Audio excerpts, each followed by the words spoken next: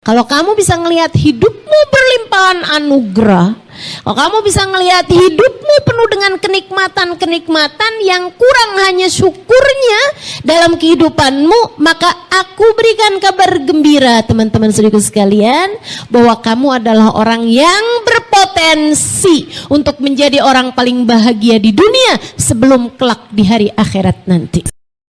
Assalamualaikum warahmatullahi wabarakatuh.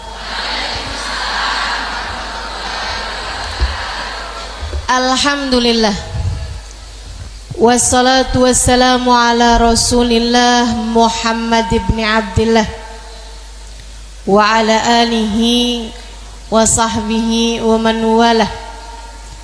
Subhanaka la ilma lana illa ma 'allamtana innaka antal alimul hakim. Rabbi shrah li sadri wa yassir li amri wahlul 'uqdatan min lisani yafqahu qawli, amma ba'du. Baik, sebelum kita mulai, kita akan baca niat belajar bersama-sama. Mudah-mudahan ilmunya nanti sekali lagi jadi ilmu yang manfaat buat kita sekalian. Bismillahirrahmanirrahim. Nawaitu ta'allum wa ta'lim wan naf'a wal intifa' wal mudzakarah wat tadhkir wal ifadah wal istifadah wal hidza 'ala tamassuk bi kitabillah wa sunnati rasulillah sallallahu alaihi wa alihi wasallam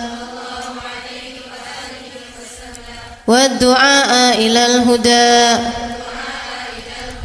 والدلالة على الخير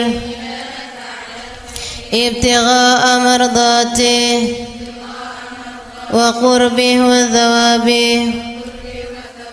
وحسن الخاتمة مع اللطف والعافية وصلاح العاقبة birahmatika ya arhamar rahimin. La hadratin Nabi Muhammad sallallahu alaihi wasallam wa alihi washabihi azwaji wa dzurriyyati wa ahli baiti wasallim wa jamil anbiya wal mursalin wal kulli ajma'in. Anna Allah yaghfir lahum wa yarhamhum wa ya'li darajatihim fil jannah wa yanfa'una barakatihim wa asrarihim wa anwarihim wa ulumihim wa nafaatihim fid din wa dunya wal akhirah. Al-Fatihah, baca bersama-sama. A'udzu billahi minasyaitonir rajim. Bismillahirrahmanirrahim. Alhamdulillahi rabbil alamin. Arrahmanir rahim. Maliki yaumiddin. Iyyaka na'budu wa iyyaka nasta'in. Ihdinas siratal mustaqim. Siratal ladzina an'amta 'alaihim ghairil maghdubi 'alaihim waladdallin. Amin. Taqabbalallah minna wa minkum, taqabbal ya karim.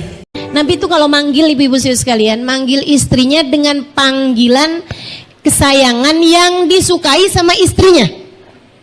Ini ajaibnya Nabi Muhammad.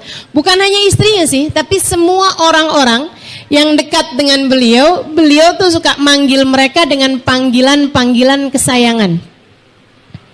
Coba kita juga ikutin ya, akhlak Nabi Muhammad SAW, nyenengin orang bahkan dengan panggilan kesayangan. Kita semua tahu cerita bahwa Nabi Muhammad tuh suka panggil Sayyidah Aisyah dengan panggilan ya Humaira, wahai yang pipinya kemerahan. Itu sampai malam-malam Bu, bangunin beliau tuh, ketuk pintu, Nabi Muhammad tetap aja panggilannya ya Humaira gitu, wahai yang pipinya kemerahan. Sayyidah Fatimah suka dipanggil sama beliau ya Umma Abiha, wahai anak yang setara ibu bagi bapaknya. Nabi ini banget ya. Jadi Nabi suka panggil orang-orang kesayangannya dengan panggilan kesayangan yang disukai sama orang tersebut, bukan yang kita sukai ya, bukan yang kita sukai gitu kan. Kamu panggil suami kamu dengan panggilan hai gemoy, Kamu berasanya kayak lucu gitu, dianya belum tentu suka.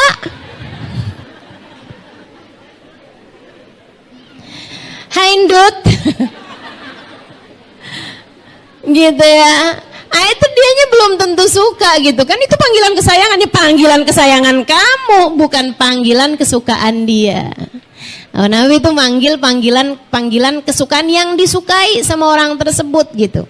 Abu Hurairah, nah itu pernah dilihat Nabi Muhammad mainan kucing. Akhirnya dipanggil Nabi Muhammad, ya Aba Hirrah, bapaknya kucing. Padahal namanya Abdurrahman. Nabi suka panggil dengan panggilan kesayangan. Salah satu panggilan kesayangannya kepada Sayyidah Aisyah adalah ya Aish. Artinya wahai hidupku. Ya Allah, kalau kita dipanggil begitu sama laki kita, meleleh. Masya Allah, indah ya, luar biasa ya. Nabi manggil kemudian, ya Aish. Sayyidah Aisyah, lebih ya Rasulullah, ini udah hampir ketiduran nih, melek mata. Lebih wahai Rasul. Nabi Muhammad nanya, alaki hajah? Kamu ada hajat nggak sama saya? Hajat suami istri, Bu. Nabi nanya, Aisyah, kamu lagi ada hajat nggak? Kata Sayyidah Aisyah, emang kenapa gitu Rasul? Maksudnya kenapa engkau bertanya? Kata Nabi Muhammad, ya Aisyah, in kana lak hajat qdiha. Wahai Aisyah, jika kamu sedang punya hajat, aku akan dengan senang hati melakukannya. Wa illa, kalau enggak, izinkan aku untuk beribadah kepada Allah. Bu, itu nanya aja udah bikin istri GR setengah mati. Betul enggak? Kita ini ciptakan di atas muka bumi buat ibadah. Apalagi Nabi Muhammad, tentu saja beliau diciptakan di atas muka bumi, wa ma khalaqtul jinna wal insa illa liya'budun. Tidaklah kami ciptakan jin dan manusia kecuali untuk beribadah kepadaku. Tapi Nabi Muhammad mau ibadah sama Allah, bilang dulu istrinya, jangan sampai ibadahnya mengurangi hak istri terhadap dirinya. Lihat bagaimana Islam menempatkan begitu tinggi nilai perempuan dalam pandangan Islam. Makanya dah Islam nih nggak usah diajarin persamaan gender lah, apalah, emansipasi lah, begitu ya. Orang-orang itu ya kayak pengen memandang mulia perempuan disama-samain sama laki-laki gitu. Emangnya nggak sama, mau disamain gimana Bu? Betul apa enggak? Orang laki-laki mau nyapu halaman gitu kan, atau mau nyiram-nyiram gitu, buka baju, buka atasan gitu, biasa-biasa aja. Cewek mau disamain, ya ampun. Kebayang kayak apaan? Maka teman-teman saudaraku sekalian saya muliakan, emangnya nggak sama, nggak bisa disama-samain. Udah ikut aja aturan dalam Islam, bagaimana cara Islam meninggikan derajat kaum perempuan. Ngeliat cara Nabi Muhammad memperlakukan perempuan, kita jadi ngerti betapa sangat berharganya kita sebagai perempuan dalam pandangan Allah, dalam pandangan Rasulullah. Makanya memang benar kata Nabi, laki-laki yang mulia yang dapat memuliakan perempuan, dan laki-laki yang hina yang dapat menghina perempuan. Gitu ya. Nih ibu-ibu pada dapat senjata nih. Apa tadi Ustazah? Ulangi coba. Biar saya bisa bilangin sama suami saya itu ya. Kalau dia udah menghina-hina saya, memang hanya laki-laki hina yang suka menghina perempuan. Masya Allah, Masya Allah. Teman-teman saudaraku sekalian saya muliakan, Nabi kita Muhammad alaihi salam. Katanya Sayyidah Aisyah, ya Allah, kok Nabi ya mau tahajud, mau ibadah malam sampai minta izin, Mas, ya Allah, GR Sayyidah Aisyah. Sayyidah Aisyah kemudian menjawab, ini perempuan berilmu. Perempuan berilmu. Coba nih, liatin jawaban perempuan berilmu. Kalau kamu tanyain sama suaminya kayak begitu, palingan jawabannya, jangan walat.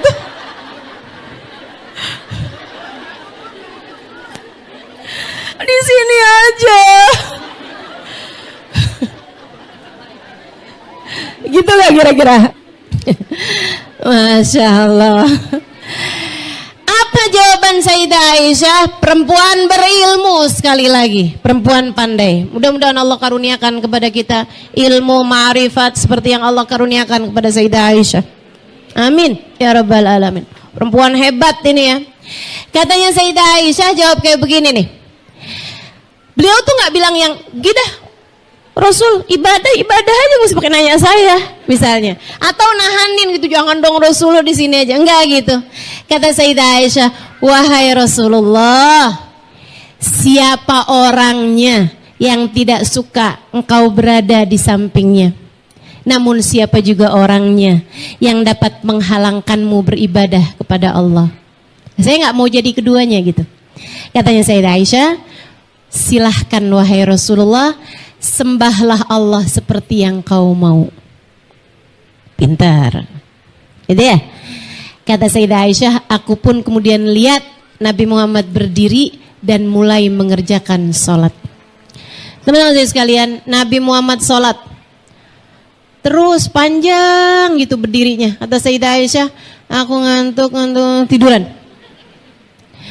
Aku kebangun beberapa saat kemudian dan dalam keremangan lampu, ya, aku lihat Nabi Muhammad masih sedang sholat. Aku pun kembali ketiduran. Kemudian terjaga beberapa saat sesudahnya, berapa jam sudahnya, aku dapati Nabi Muhammad masih sedang sholat. Aku tertidur kembali. Aku dapetin Nabi Muhammad ketika aku terbangun, beliau sedang juga mengerjakan sholat. Antara ruku, antara sujud, antara duduk di antara dua sujud, antara tahiyat, antara lagi doa, tapi masih terus ibadah aja. Dan yang paling lama beliau aku dapati sedang berdiri menghadap Allah Subhanahu wa taala. Sampai ketika aku bangun untuk juga mengerjakan tahajud di sepertiga malam yang terakhir, aku dapeti Nabi Muhammad masih sedang sholat juga. Sementara aku lihat kaki beliau telah bengkak karena kepanjangan beribadah. Para ulama mengatakan tuh Nabi Muhammad bengkak bukan karena panjangnya ibadah sebenarnya, akan tetapi karena enggak kuat sama beban yang Allah Subhanahu wa taala berikan kepada beliau. Sebab kalau orang berdiri sepanjang malam ngerjain sholat tuh nggak sampai bengkak. Nggak sampai bengkak. Ibu-ibu pernah bengkak kakinya? Kolesterol, asam urat, ya Bu ya. Nah itu sebab kita tuh kalau sampai kakinya bengkak gitu kan. Tapi kalau urusannya karena sholat, ada yang pernah bengkak di sini kakinya? Ya Allah, saya sih husnudzon sama ibu-ibu, tapi nggak segitunya juga. Masya Allah, tubuh kaki Nabi Muhammad sampai dengan bengkak. Sayyidah Aisyah begitu ngelihat kaki Nabi Muhammad bengkak, wajah beliau juga kebanyakan nangis tuh, sembab. Matanya udah bengkak begitu kan, karena kebanyakan nangis nabinya.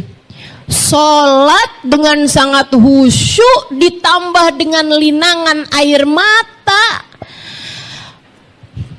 Sayyidah Aisyah ngeliatnya, ya Rasulullah, lima hadzal juhud kullah, wahai Rasul kok sampai segininya sih? Kayaknya Allah nggak menuntutmu sampai segininya di Rasul. Sepertinya Allah tidak sampai menuntutmu sampai sebegininya, sampai kakimu bengkak wahai Rasulullah, sampai dengan mukamu sembab wahai Rasul dengan air mata yang seperti ini. Bukankah engkau itu awalaisa qad ghafar lakallahu ma taqaddam min dzambik wa ma ta'akhkhar? Bukankah telah Allah ampuni kesalahanmu jika ada yang lalu maupun yang akan datang? Kenapa engkau memaksakan diri sampai sedemikian? Apa jawab Nabi Muhammad? Ini sebenarnya yang pengen saya bahas nih di pertemuan siang hari ini. Dengan harap-harap cemas, mudah-mudahan nih yang kita bahas pada sore hari ini bisa menjadi panduan bagi kehidupan kita. Kita menjalani kehidupan menjadi hamba-hamba yang seperti itu. Apa kata Nabi Muhammad? Afala uhib an akuna abdan syakura. Bukankah aku ingin, wahai Aisyah, menjadi seorang hamba yang pandai berterima kasih kepada Allah. Ini adalah caraku berterima kasih kepada Allah, wahai Aisyah. Dan meski usahaku seperti apapun untuk menunjukkan rasa terima kasihku kepada Allah, rasanya aku belum cukup untuk melakukannya dari banyaknya karunia yang telah Allah berikan dalam kehidupanku. Para ulama dari hadis ini menyimpulkan bahwa makam tertinggi, tempat teragung, derajat paling mulia yang Allah SWT berikan kepada seorang hamba adalah ketika hamba tersebut mampu untuk menjadi seseorang yang pandai bersyukur, pandai berterima kasih kepada Allah. Mudah-mudahan Allah jadikan kita yang seperti itu, hamba-hamba yang pandai bersyukur, hamba-hamba yang pandai berterima kasih, hamba-hamba yang selalu melihat Allah dari sisi-sisi yang membuatnya terus berterima kasih, terus bersyukur, terus memuji Allah atas limpahan karunia yang telah Allah SWT berikan dalam kehidupannya. Gitu teman-teman sekalian, tingkatan tertinggi seorang hamba tuh jadi hamba yang syakura. Jadi hamba yang pandai berterima kasih. Coba kita lihat dalam hidup kita, mana yang lebih sering kamu pikirkan hal-hal indah yang Allah beri dalam hidupmu sehingga kamu banyak terima kasihnya, atau hal-hal kurang menyenangkan yang ada dalam dirimu sehingga kamu banyak ngeluhnya? Gak usah dijawab, masing-masing silakan lihat aja dirinya masing-masing nih, kayaknya dalam hidup saya nih banyakan ngeluhnya apa banyakan terima kasihnya selama ini ya. Coba kita lihat. Coba kita lihat. Dalam urusan orang tua, kamu dengan orang tuamu, kamu lebih sering yang alhamdulillah orang tua saya tuh ya alhamdulillah begitu, atau kenapa ya lahir dari orang tua yang begini nih, coba enakan gitu hidup saya ya, kalau orang tua saya nggak gitu-gitu kayaknya enakan nih hidup saya. Mana yang lebih sering kamu rasakan gitu? Kemudian saudara-saudara kamu, kakak adekmu, kamu lebih sering mikir yang alhamdulillah punya saudara, senang bener, atau lebih sering mikir yang ya ampun punya saudara gini amat ya, nyusahin mulu? Mana yang lebih sering kamu syukuri? Terhadap suamimu, para istri, mana yang lebih sering kamu rasakan alhamdulillah punya suami baik, punya suami Masya Allah, ya Allah panjangin umurnya, sehatin badannya ya Allah. Gimana hidup saya kalau nggak ada dia? Alhamdulillah, alhamdulillah. Begitu? Atau yang ya ampun punya laki ribetin mulu ya, nggak ada apa laki-laki lain gitu bisa tuker tambah.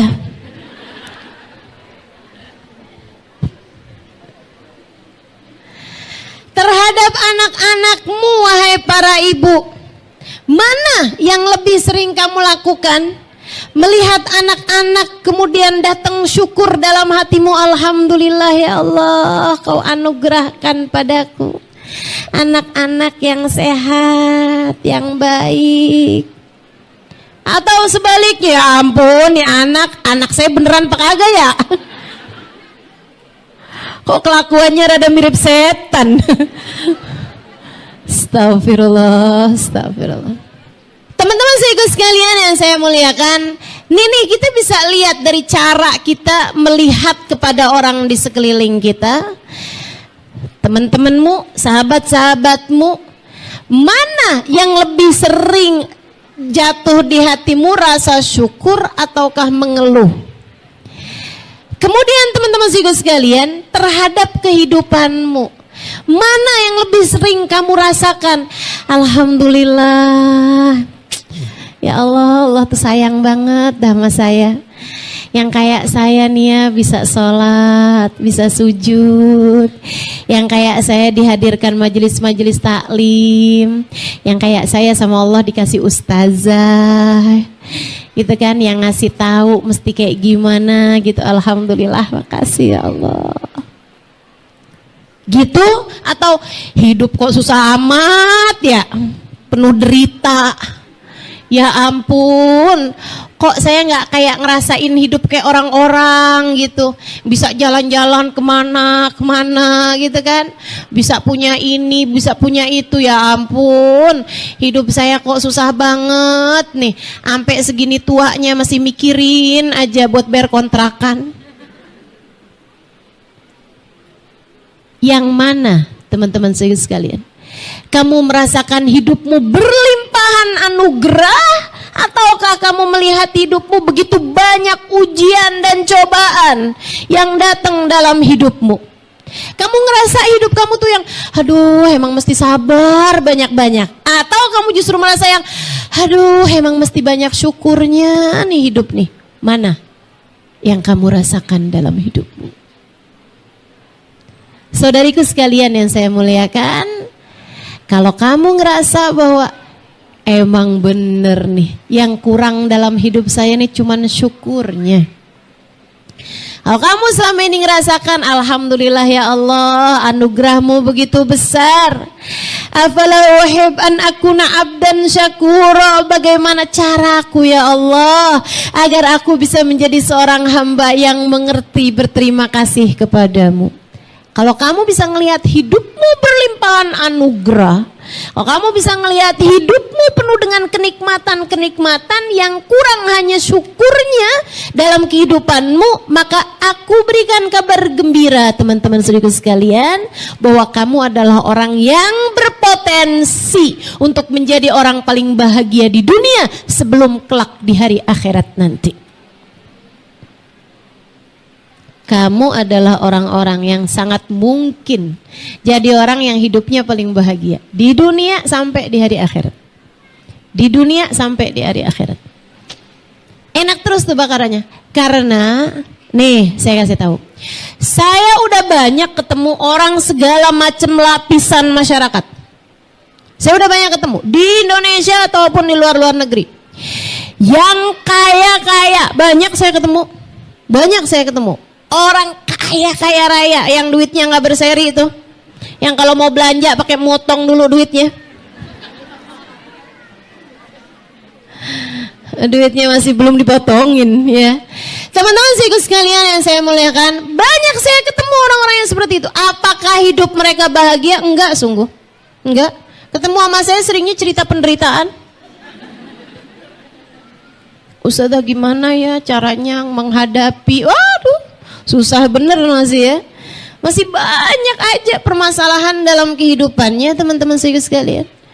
Oh ternyata kalau saya tanya kepada mereka, apakah hidup kamu bahagia? Jawabannya belum tentu. Saya banyak ketemu pejabat, orang-orang yang punya pangkat dalam masyarakat. Apakah hidup mereka berbahagia? Enggak juga. Ruwet. Belum lagi ngadepin netizen, pada julid-julid, salah mulu. Teman-teman sekalian, ketemu saya orang-orang cantik-cantik yang kalau ngelihat mukanya ya ampun nih orang, alis bagus, hidung bagus, bibir bagus, kulit bagus, semuanya bagus gitu kan, cakep bener gitu ya. Pas ngelihat diri sendiri, hidung apa kutil ya. Astagfirullah, nggak segitunya juga saya. Kutil mana yang segini gede?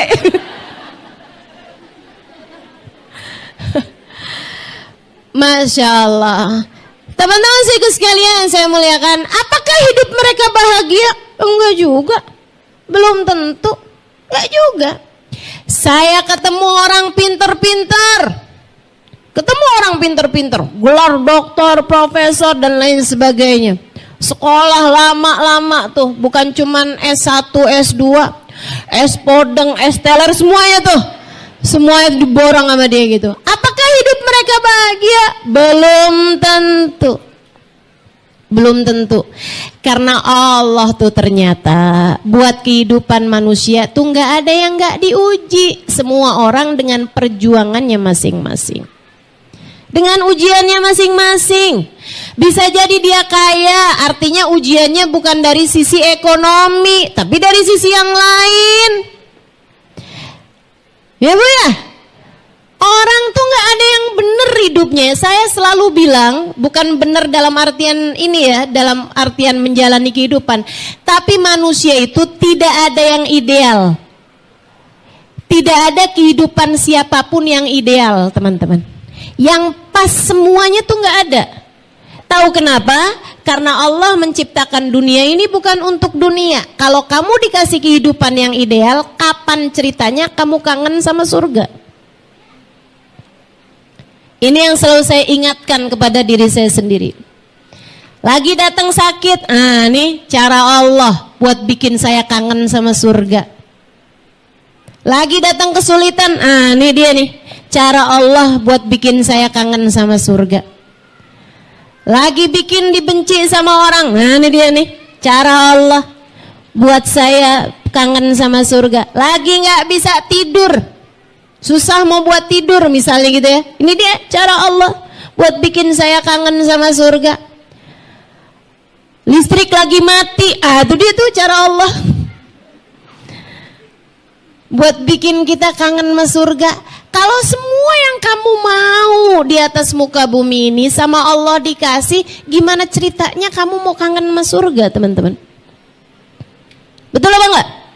Badan sehat terus, dicinta terus sama orang, gitu kan ya?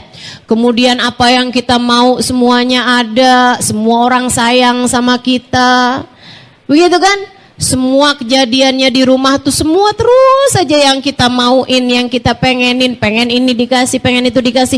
Lah kapan ceritanya kita mau kangen sama surga gitu kan? Gak ada ceritanya. Kita jadinya terlalu betah hidup di dunia. Padahal dunia ini tidak diciptakan untuk kesejatian, akan tetapi semua yang ada di dunia ini adalah fana, adalah sementara. Sesuatunya pasti akan habis, akan hilang. Teman-teman sekalian saya muliakan, jadi dunia nggak pernah ideal buat siapapun. Udah nggak usah ngarepin hidup bahagia dengan keidealan. Semuanya terjadi seperti yang kita mau gitu, nggak ada. Kamu mau lihat hidupnya siapa yang ideal? Hidupnya Ustadz Halimah kayaknya ideal. Siapa bilang? Saya sudah menikah 20 tahun dan saya belum ada anak. Ideal? Nggak ideal pasti. Kan gitu ya?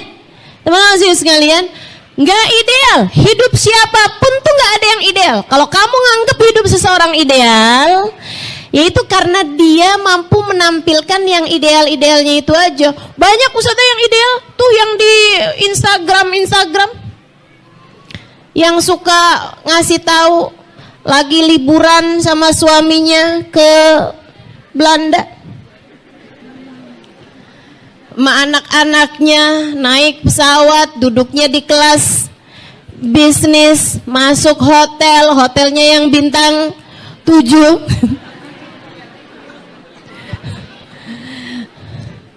Makannya enak-enak mulu, difoto dulu gitu kan ya. Waduh, tuh kayaknya ideal tuh hidupnya. Ya karena kamu gak jalanin aja. Orang mau menampilkan apa yang dia pengen tampilin, itu gak selalunya sama dengan realitanya, gitu kan ya.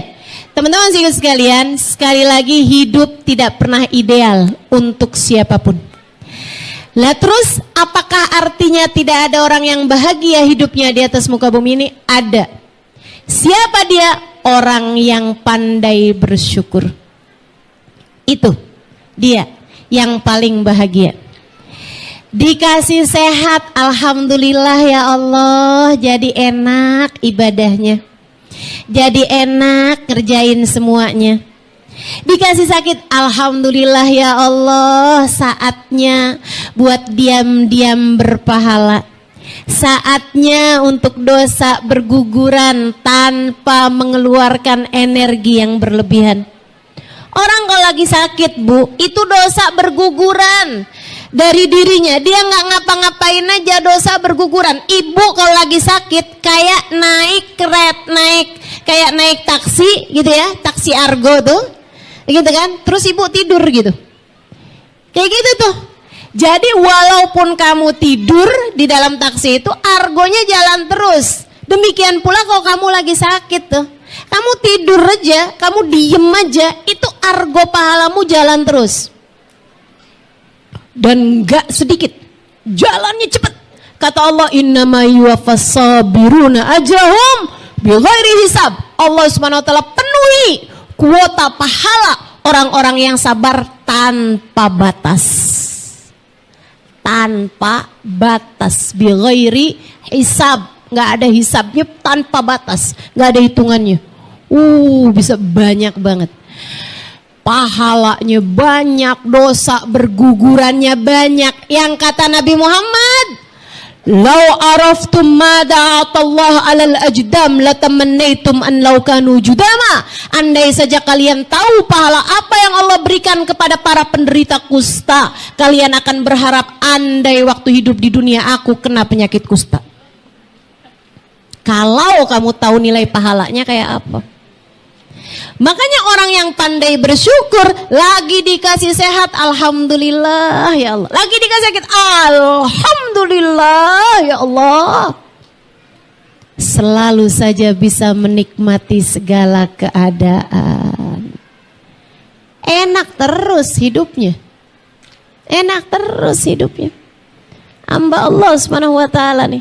Maka kalau kamu tanya siapa yang paling bahagia hidupnya, ya mereka-mereka ini, para kekasih-kasih Allah SWT, teman-teman. Jadi kalau kamu menganggap bahwa saya pengen hidup saya bahagia, gimana caranya nih biar punya banyak uang, gimana caranya nih biar saya bisa kawin sama laki-laki yang kaya raya, gimana caranya nih biar saya bisa jadi bininya pejabat, misalnya gitu. Kamu sedang salah arah menentukan kemana alamat bahagiamu.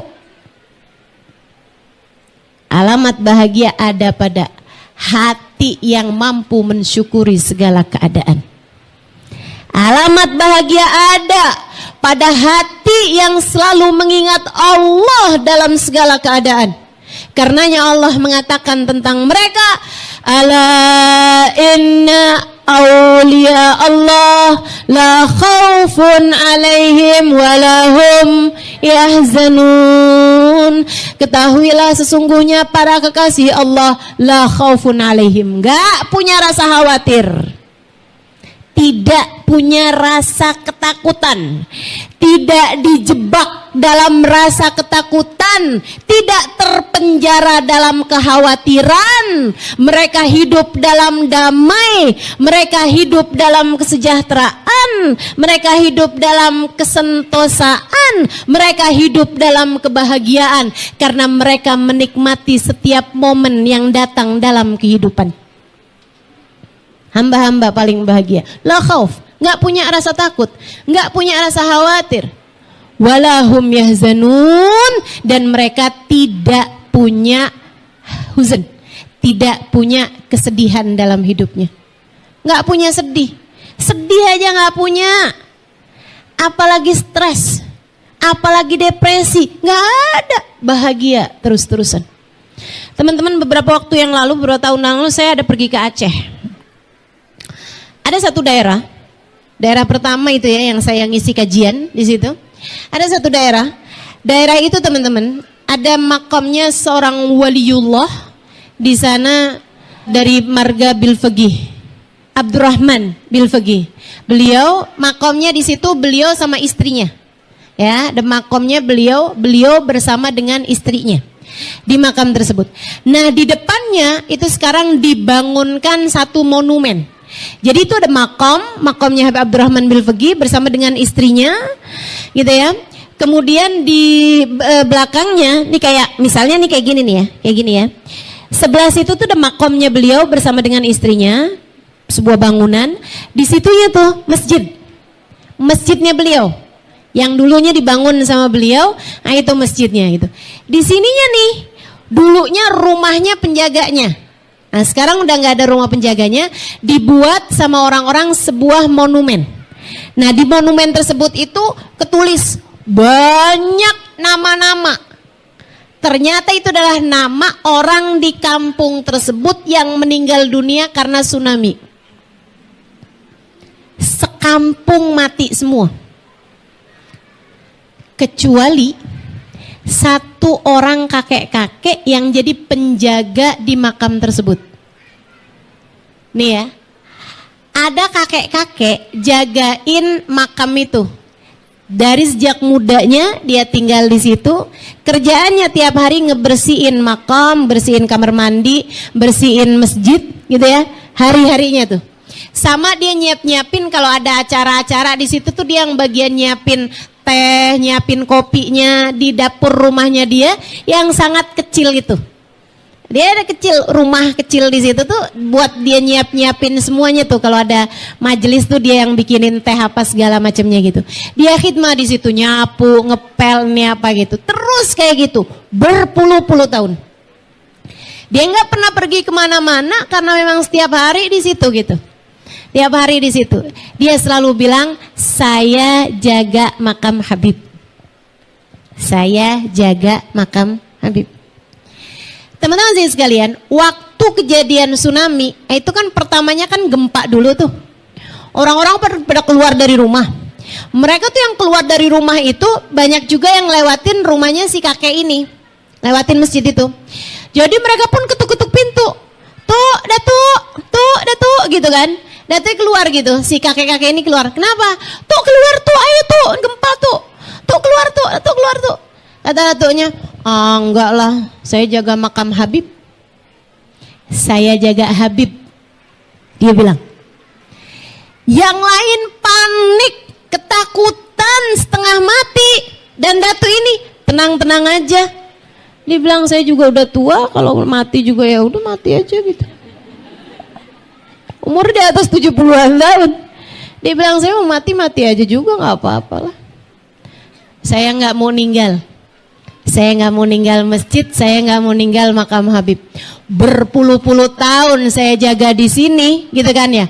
Masa pas waktunya mati saya nggak di sini? Saya maunya mati juga di sini, biarin aja dah. Gitu. Udah tuh orang pada larian tuh. Habis itu nggak berhasil kan dia juga, orang keluar lagi tuh yang dari sana. Tuh, udah tuh, ayo tuh kita keluar tuh. Ya udah sana aja, saya nggak dah.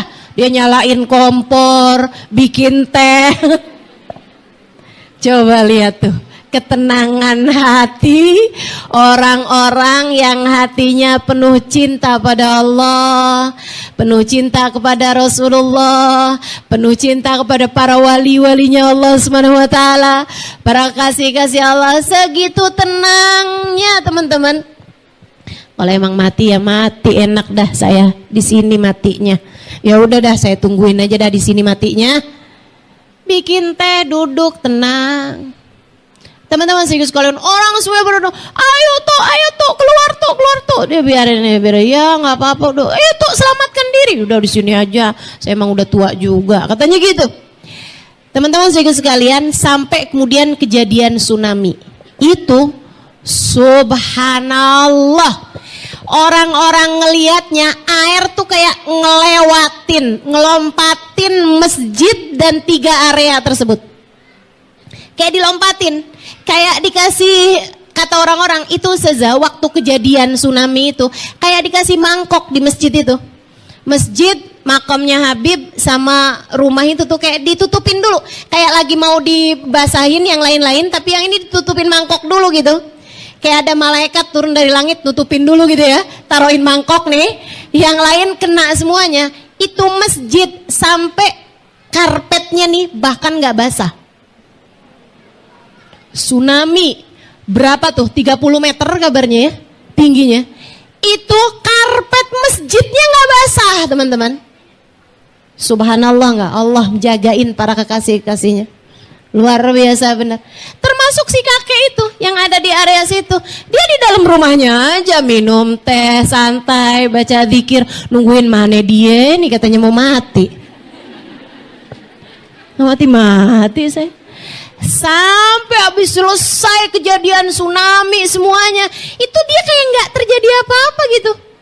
Dia di dalam rumahnya nggak terjadi apa-apa, nggak ada yang namanya tumpang tindih barang-barang ini apa segala macam. Dia tenang-tenang aja, biasa-biasa aja, tenang hati, tenang pikiran, tenang badan, tenang zikir pada Allah Subhanahu Wa Taala.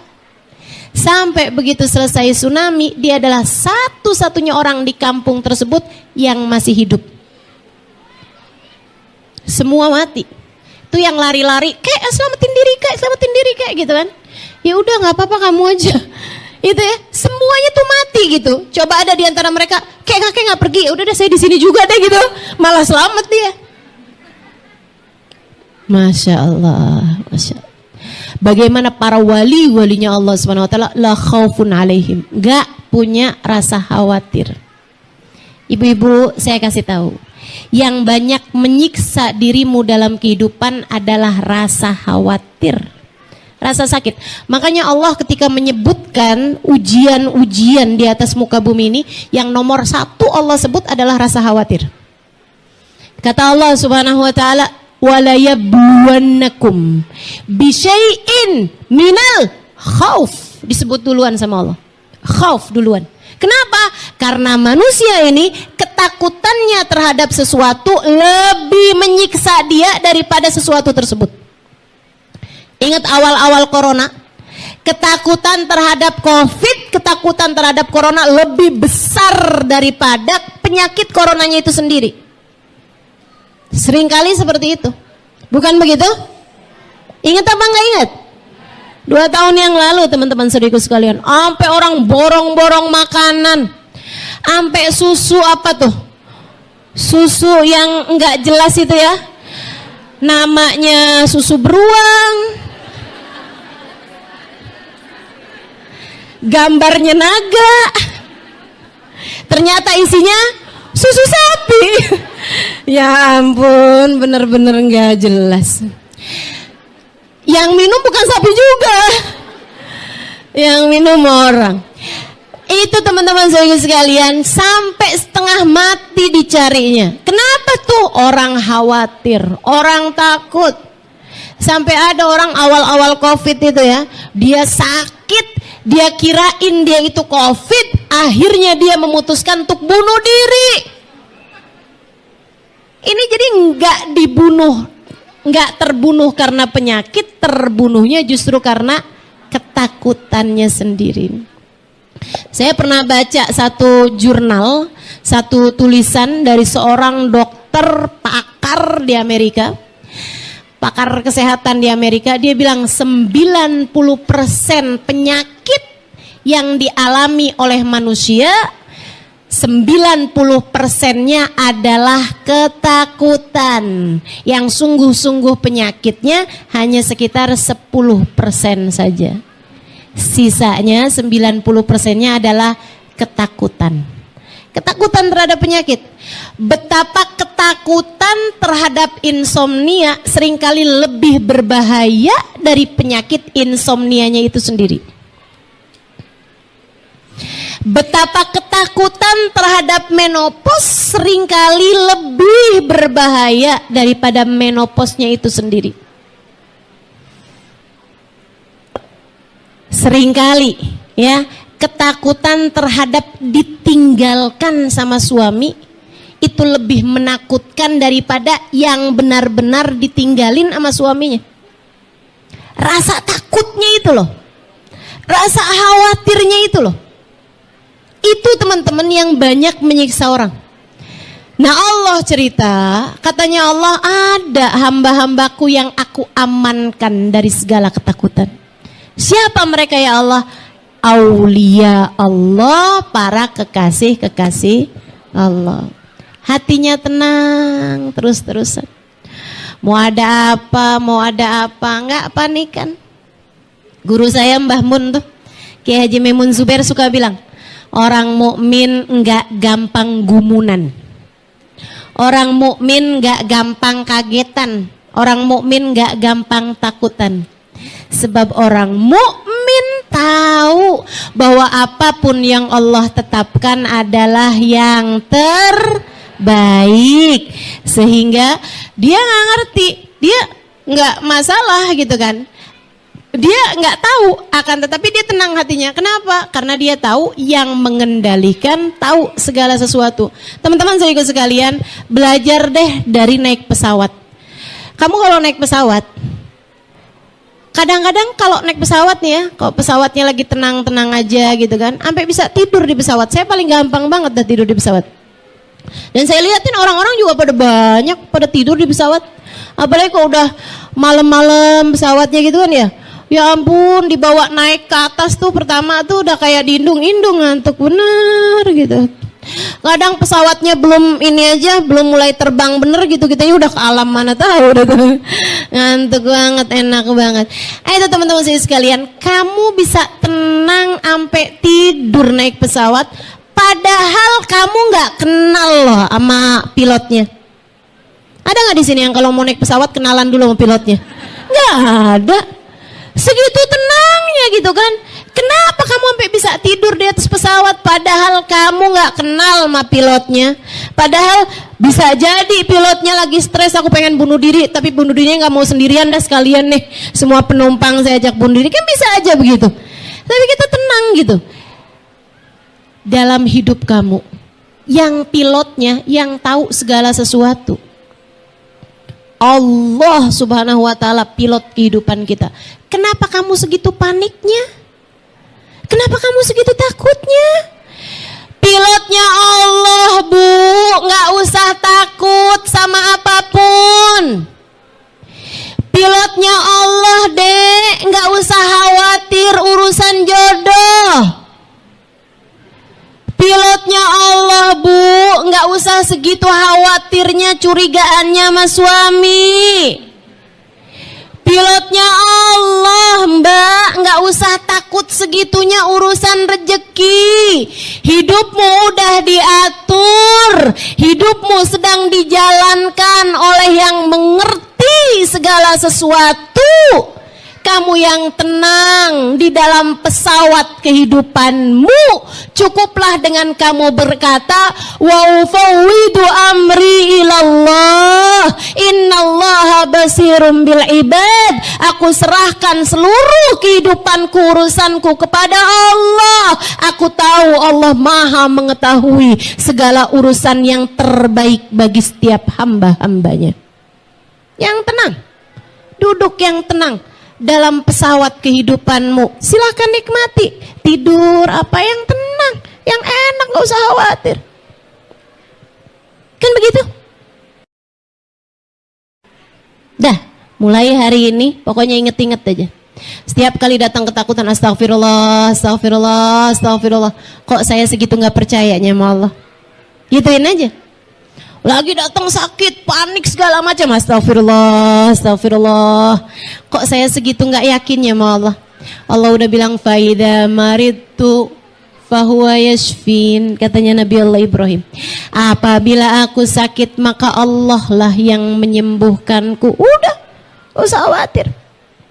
Lagi pula Allah udah bilang juga, la yukallifullahu nafsan, aku tidak akan membebani seorang hamba di luar batas kemampuannya. Udah, Allah yang ngatur kehidupan, dia bilang gak akan aku bebani hambaku di luar batas kemampuannya.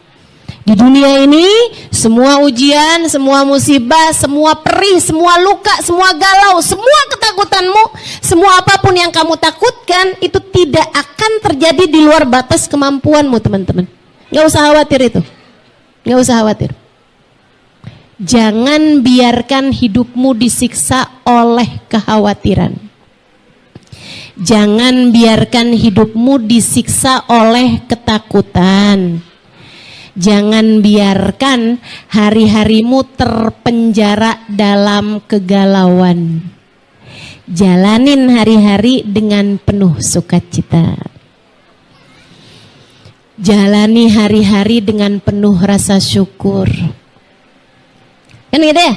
Makanya kalau saya ditanya, kenapa kita perlu bersyukur dalam kehidupan? Ya karena kita tahu bahwa kehidupan kita ini udah ada yang ngatur. Yang ngaturnya tahu yang terbaik. Jadi yang perlu kita lakukan hanyalah berterima kasih kepadanya. Yang telah mengaturkan yang terbaik dalam hidup kita. Insya Allah. Lagi pula nih ya. Nih saya kasih tahu. Orang itu kalau bersyukur bakal disayang sama Allah. Ibu gak usah jauh-jauh. Ibu saya kasih percontohan. Ibu punya 2 anak. Dua-duanya ibu kasih, ibu sayangin, ibu suka beli-beliin hadiah gitu. Jangan 2 deh, 3 deh. 3 nih. Ibu punya anak 3. 3-tiganya ibu sayangin, ibu kasih, ibu suka beli-beliin sesuatu gitu kan. Kalau ibu pergi-pergi dari mana-mana ibu bawain oleh-oleh gitu. Cuman perlakuan mereka itu bisa bikin kamu bisa jadi tambah sayang, tambah cinta atau enggak gitu. Yang satu nih, kalau dikasih dia bilang, iya makasih. Udah gitu doang. Kalau dikasih apa-apaan, nak, nih mama tadi habis beliin kamu sepatu baru gitu. Iya makasih. Yang satu, mama ngapain sih, ini sepatunya jelek banget sih. Ini mama bukan sepatu nih mana, ini mestinya mau buat lempar anjing nih. Yang satu lagi begitu dikasih sepatu, dia buka, ya ampun mama baik banget. Mama makasih ya ma. Cakep banget sepatunya, ya ampun. Mudah-mudahan mama banyak rezekinya. Kasih ya ma ya. Siapa di antara ketiga anak tersebut yang akan kamu kasih lebih? Setiap kali kamu pergian atau kamu punya uang, yang kebayang muka yang mana? Yang ketiga, pasti itu udah pasti. Makanya itu yang Allah Subhanahu wa ta'ala sebutkan. Allah cinta kepada hambanya yang pandai bersyukur. Allah cinta sama hambanya yang pandai berterima kasih. Teman-teman saudaraku sekalian, dan saya dapati para wali-walinya Allah, para kekasih-kasihnya Allah, para ulama-ulamanya Allah, rata-rata tuh yang kayak begitu tuh hidupnya tuh seneng mulu. Saya jumpa sama Hubabah Zahra, itu mukanya senyum terus. Kalau tanyain gimana Hubabah kabarnya, alhamdulillah, alhamdulillah, lakal hamd ya Rabb, alhamdulillah. Saya bayangin ya Allah, Allah pasti seneng banget punya hamba Hubabah Zahra nih. Saya ketemu Hubabah Nur bintu Alwi, sampai sekarang saya nggak tahu mukanya dia kalau lagi nggak senyum. Saya cerita tuh di buku Bidadari Bumi yang pertama, bagaimana seorang perempuan yang saya ketemuin di bis, wanita di bis judulnya, itu bisa-bisanya mobil ngerem mendadak karena takut nabrak seorang anak yang melintas di jalanan. Itu sampai dari kuatnya ngerem sampai si ibu ini terpelanting bolak-balik sampai berdarah, sampai dahinya terbentur ke pintunya bis. Saya nggak bisa ngebayangin kayak apa tuh pada sakitnya badannya, kayak apa pusingnya kepalanya, dan kayak apa perihnya lukanya karena dia sempat pegangan tangannya malah masuk tuh ke besi yang menonjol, dan itu besinya kemudian merosot gitu kan, akhirnya masuk nih besinya nih ke tangannya, darahnya muncrat. Dan itu waktu kejadian yang seperti itu bibirnya tersenyum kemudian bilang makasih ya Allah. Kaget banget saya. Saya tanyain, gimana keadaanmu bu? Saya takut nih ada yang salah-salah di sarafnya gitu. Takut aja gitu. Lo ngomongnya kayak gitu. Senyum lebar banget. Terus dia bilang, makasih ya Allah. Teman-teman saya sekalian, itu waktu saya tanyain gitu kan. Saya bilang, oh Bapak, gimana keadaan kamu gitu. Orangnya bilang kayak gini, alhamdulillah nah, alhamdulillah. Saya jadi kaget banget gitu kan. Alhamdulillah, Rabbuna Karim, Tuhan kita baik banget ya nak ya. Saya kan heran aja gitu ya. Maksud kamu gimana? Dia bilang, nak, ini Allah lagi nyebut nama kita. Kan Allah bilang, katanya Allah kalau sedang cinta kepada hambanya, dikasihnya musibah kayak begini nih. Allah lagi cinta sama kita. Makasih ya Allah, makasih ya Allah. Saya, ya ampun, luar biasa. Ini nih hamba-hamba model begini nih, udah pasti dicinta sama Allah, udah pasti dicinta sama Allah. Teman-teman sekalian, kalau kamu mau jadi istri yang disayang sama suami kamu, cobain nih tips dari saya nih. Jadilah seorang istri yang pandai berterima kasih. Gitu kan? Sering-sering lihat suaminya sambil senyum. Suaminya nanyain, kamu kenapa senyum-senyum gitu? Senang jadi bini abang. Ya ampun bang, makasih ya bang. Abang baik banget bang. Kamu akan jadi seorang yang disayang sama suamimu. Beneran dah, beneran. Kamu pandai berterima kasih, selalu tersenyum kepada suamimu. Ya Allah, abangku sayang, kamu adalah hadiah terindah yang Allah berikan dalam hidup saya. Waduh, tuh suami girang banget dia omongin ini. Pernah ngomong begitu sama suaminya?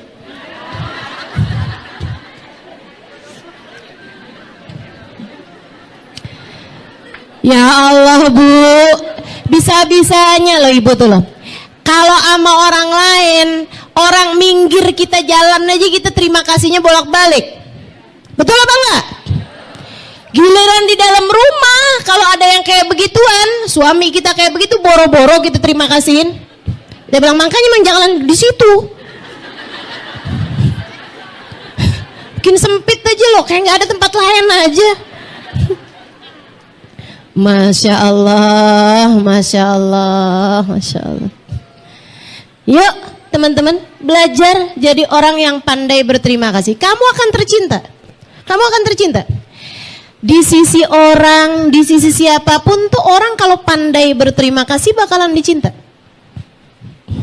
Apalagi sama Allah SWT, emang udah pasti. Allah bakalan cinta kepada hamba-hambanya yang syakur. Sampai Allah SWT bilang, wa qalilun min ibadiyas syakur. Dikit kata Allah, dikit. Hambaku yang pandai berterima kasih itu dikit banget. Kalau kita bisa jadi salah satunya, itu adalah sebuah tanda besar bahwa kamu adalah seorang yang pantas disayang, dicinta Allah Subhanahu wa Ta'ala. Jadi mulai sekarang, tiap kali kamu datang ngeluh-ngeluh apapun aja, coba tanya balik sama hati kamu. Coba tanya balik sama hati kamu. Tiap kali kamu ngerasa, nih kayaknya duit saya nih, dompet saya nih udah tipis banget ya. Ya ampun, kok hidup saya susah banget gitu. Balikin. Susah apa ya saya? Enggak ah, kayaknya nggak susah kok.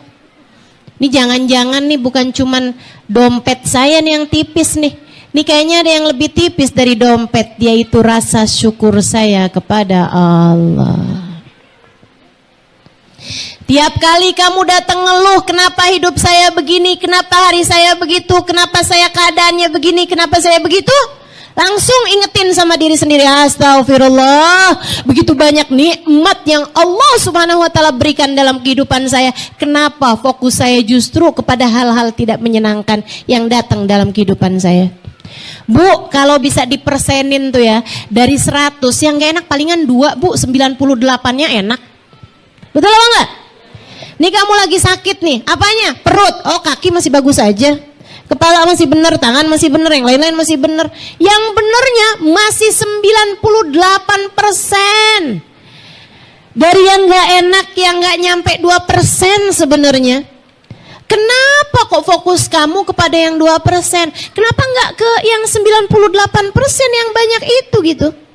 Allah bilang fadhkuru ala Allah la'allakum tuflihun. Selalu ingat-ingatlah kenikmatan-kenikmatan dari Allah, maka kamu akan menjadi seseorang yang beruntung, seseorang yang berbahagia, seseorang yang damai hidupnya, karena yang kamu lihat fokusmu selalu kepada ala Allah, pemberian-pemberian Allah, kenikmatan-kenikmatan dari Allah, kesenangan-kesenangan dari Allah Subhanahu wa taala, yang bahkan dalam yang gak senengnya itu juga tuh seneng sebenarnya. Kayak yang tadi saya bilang, kamu sehat seneng, oh iya itu udah pasti. Tapi sakit pun sebenarnya kalau kamu inget-ingetin lagi sebenarnya seneng juga. Kok bisa? Ngapusin dosa, bikin kamu jadi lebih kuat, bikin kamu jadi naik derajatnya, bikin kamu jadi ada banyak hal teman-teman. Dan bikin kamu bisa diam-diam berpahala, bikin kamu jadi tambah deket sama Allah Subhanahu wa taala. Itu ada banyak banget kebaikan-kebaikan yang kamu bisa dapatkan dalam sakitmu tersebut gitu.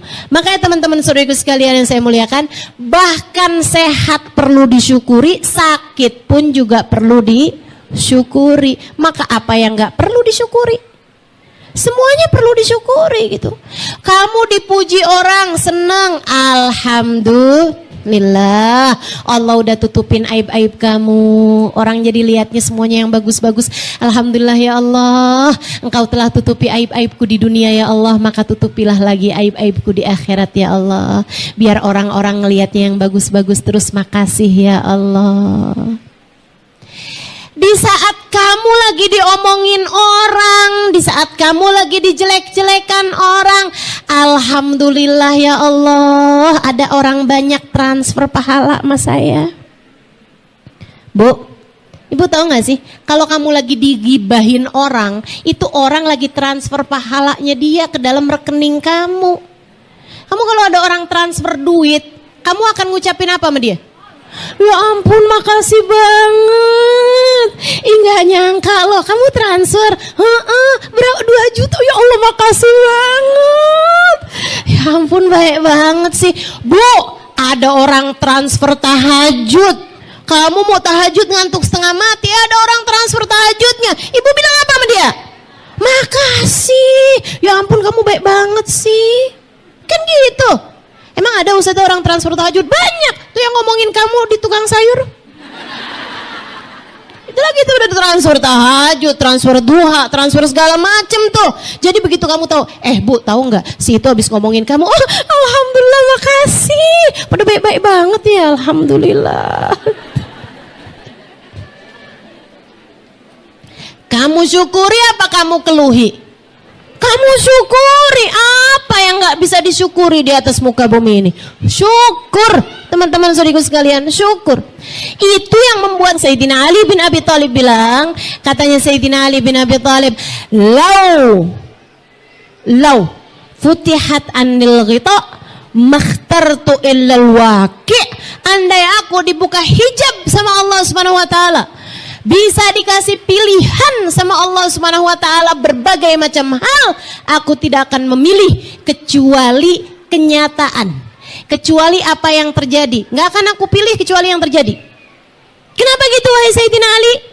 Andai aku dikasih pilihan nih kata Sayyidina Ali dalam hidup nih, kamu maunya apa, kamu maunya apa? Ya udah ya Allah, yang udah kau tentukan aja ya Allah. Kenapa gitu? Karena aku tahu yang Allah tentukan dalam hidupku adalah yang terbaik dalam hidupku ini. Gitu teman-teman.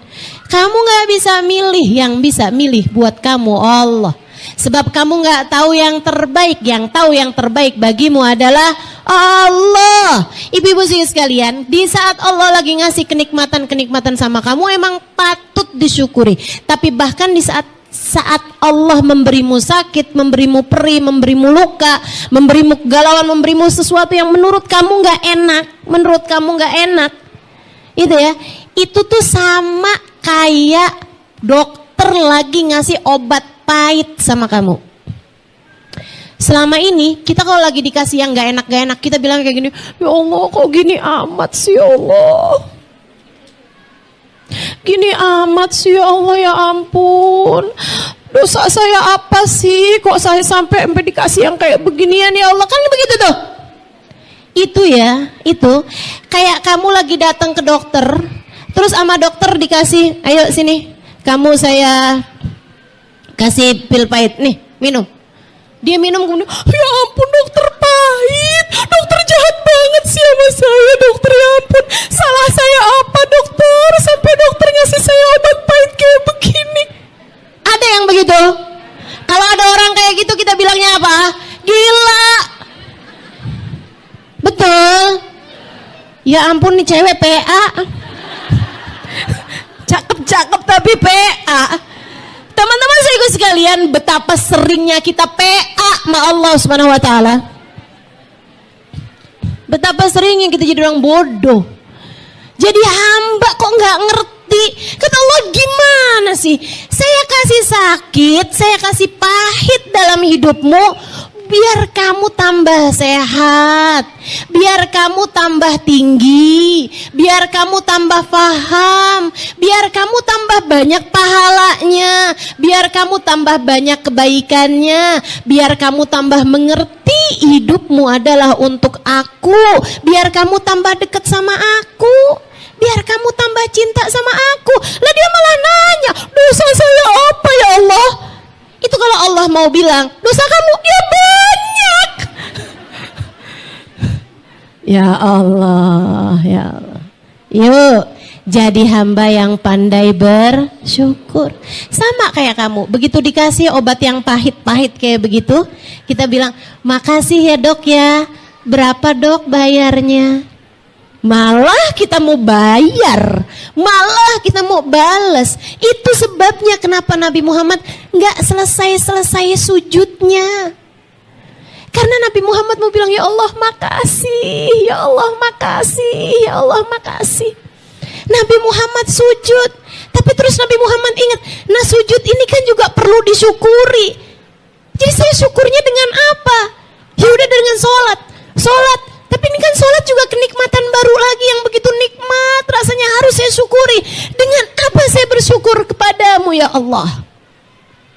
Ketika seorang hamba tidak tahu lagi bagaimana cara bersyukur atas kenikmatan yang Allah Subhanahu wa taala berikan padanya, maka berarti dia telah mencapai pada hakikat syukur yang sesungguhnya. Kata Nabi Muhammad ketika Sayyidina Abu Bakar bertanya mengenai hal ini, Nabi Muhammad bilang, ajzuka anis syukri syukru.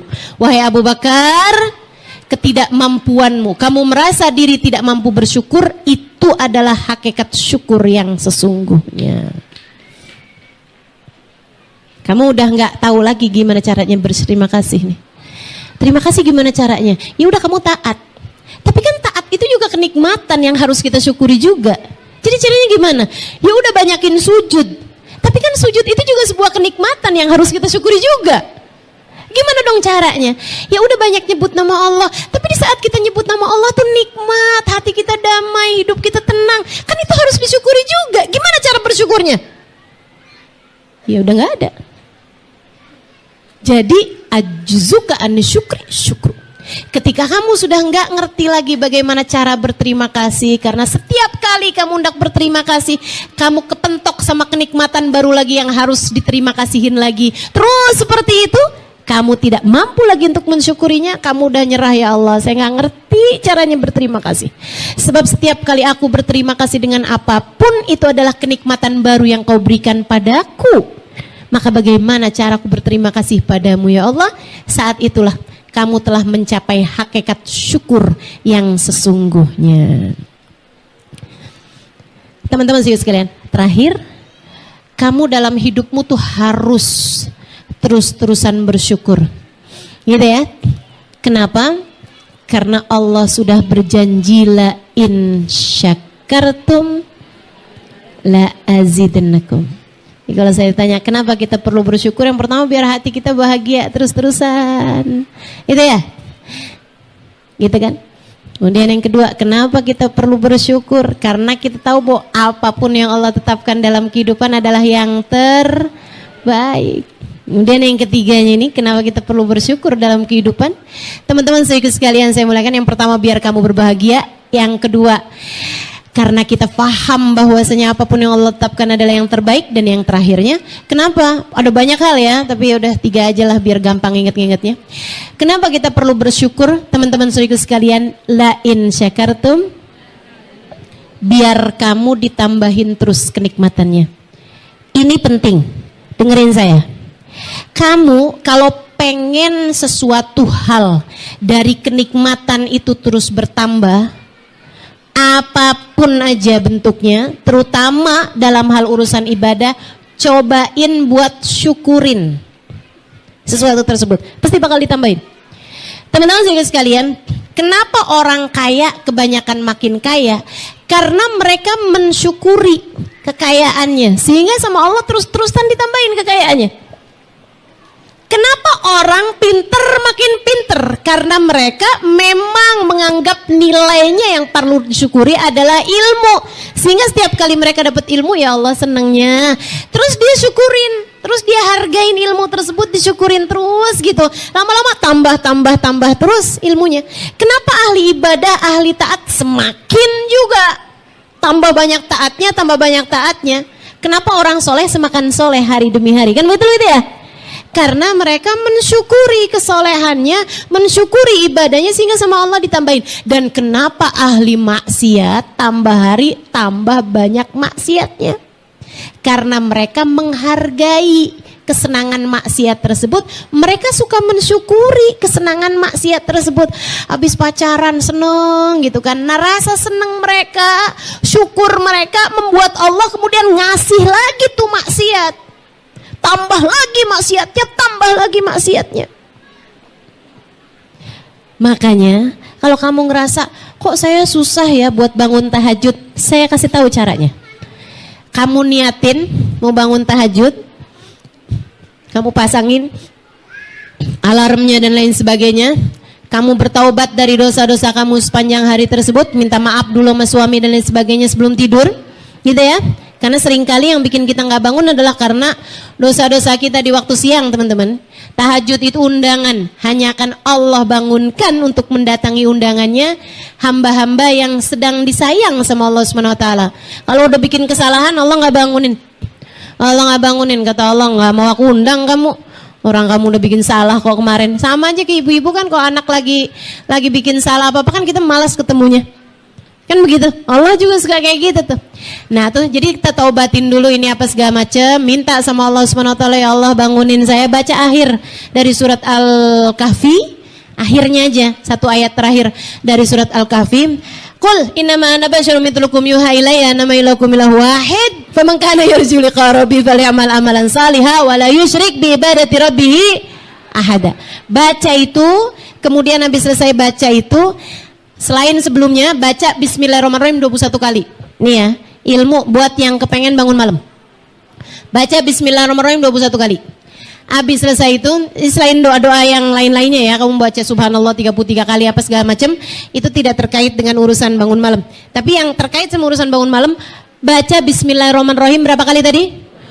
21 kali tanpa Bismillahirrahmanirrahim. Maksudnya tanpa didahului Bismillahirrahmanirrahim. Kalau didahuluin baca Bismillahirrahmanirrahim, terus baru baca Bismillahirrahmanirrahim, jadinya berapa? 22, itu maksud saya. Baca 21 kali Bismillahirrahmanirrahim, habis itu baca ayat itu. Qul innama ana basyarum mithlukum yuha ilayya faman kana yarju liqa rabbih falyamal amalan shalihan wa la yusyrik bi ibadati rabbih ahada. Qul innama ana basyarum mithlukum yuha ilayya annama ilahukum ilahu wahid faman kana yarju liqa rabbih falyamal amalan shalihan wa la yusyrik bi ibadati rabbih ahada. Kemudian doa, ya Allah bangunkan saya pada waktu yang terbaik di sisimu ya Allah. Saya minta bangunkan saya jam 4. Niatin, kemudian kamu pukul bantal kamu 4 kali, kemudian kamu balik bantalnya, kamu tidur. Tuh teman-teman saya sekalian, kerjain itu. Kamu akan bangun. Biidznillah, kamu akan bangun. Nah kalau bangun, paksa diri gitu ya buat bangun, kemudian sholatlah. Kalau kamu bisa sholat, habis selesai sholat itu kamu sujud syukur. Ini poin penting, kamu sujud syukur. Habis saya sujud syukur, kamu doa, ya Allah makasih udah dibangunin malam ini, ya Allah makasih, ya Allah makasih, ya Allah, dan terimalah di sisimu ya Allah, kabulkan hajat-hajatku ya Allah, dekatkan aku di sisimu, bangunkan lagi aku besok-besok ya Allah, makasih ya Allah. Besoknya kamu kerjain lagi yang kayak gitu, kamu bangun lagi terus kayak begitu. La in syakartum la azidannakum. Bakalan Allah terus-terusin kalau caramu kayak begitu.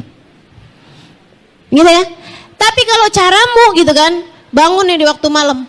Pas begitu bangun mau tahajud ngelihat mens, alhamdulillah. Alhamdulillah masih ngantuk. Udah tuh, tambah susah lagi tuh bangunnya.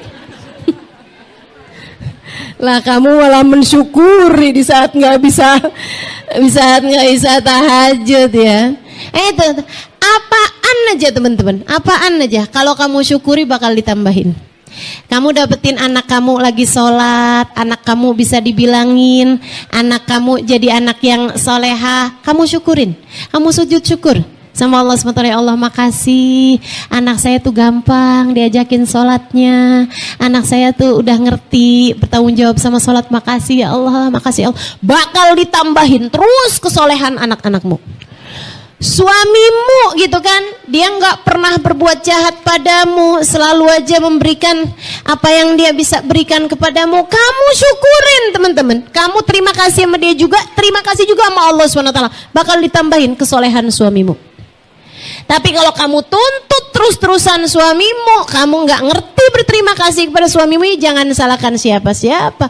Kalau Allah ngelihatnya, nih nggak pantas nih, udah dikasih bagus-bagus malah dia nggak pinter jaganya, dah aku ambil balik deh. Sebab la in kafartum inna adzabi lasyadid. Kalau kamu kufur nikmat, nggak pinter jaga nikmat, maka azabku amat sangat pedih. Jadi tahu ya caranya bersyukur ya.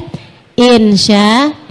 Yuk kita akhiri majelis kita dengan kita membaca suratul Fatihah bersama-sama. Kita minta pada Allah SWT, mudah-mudahan biar bisa jadi hamba yang penuh syukur sama Allah.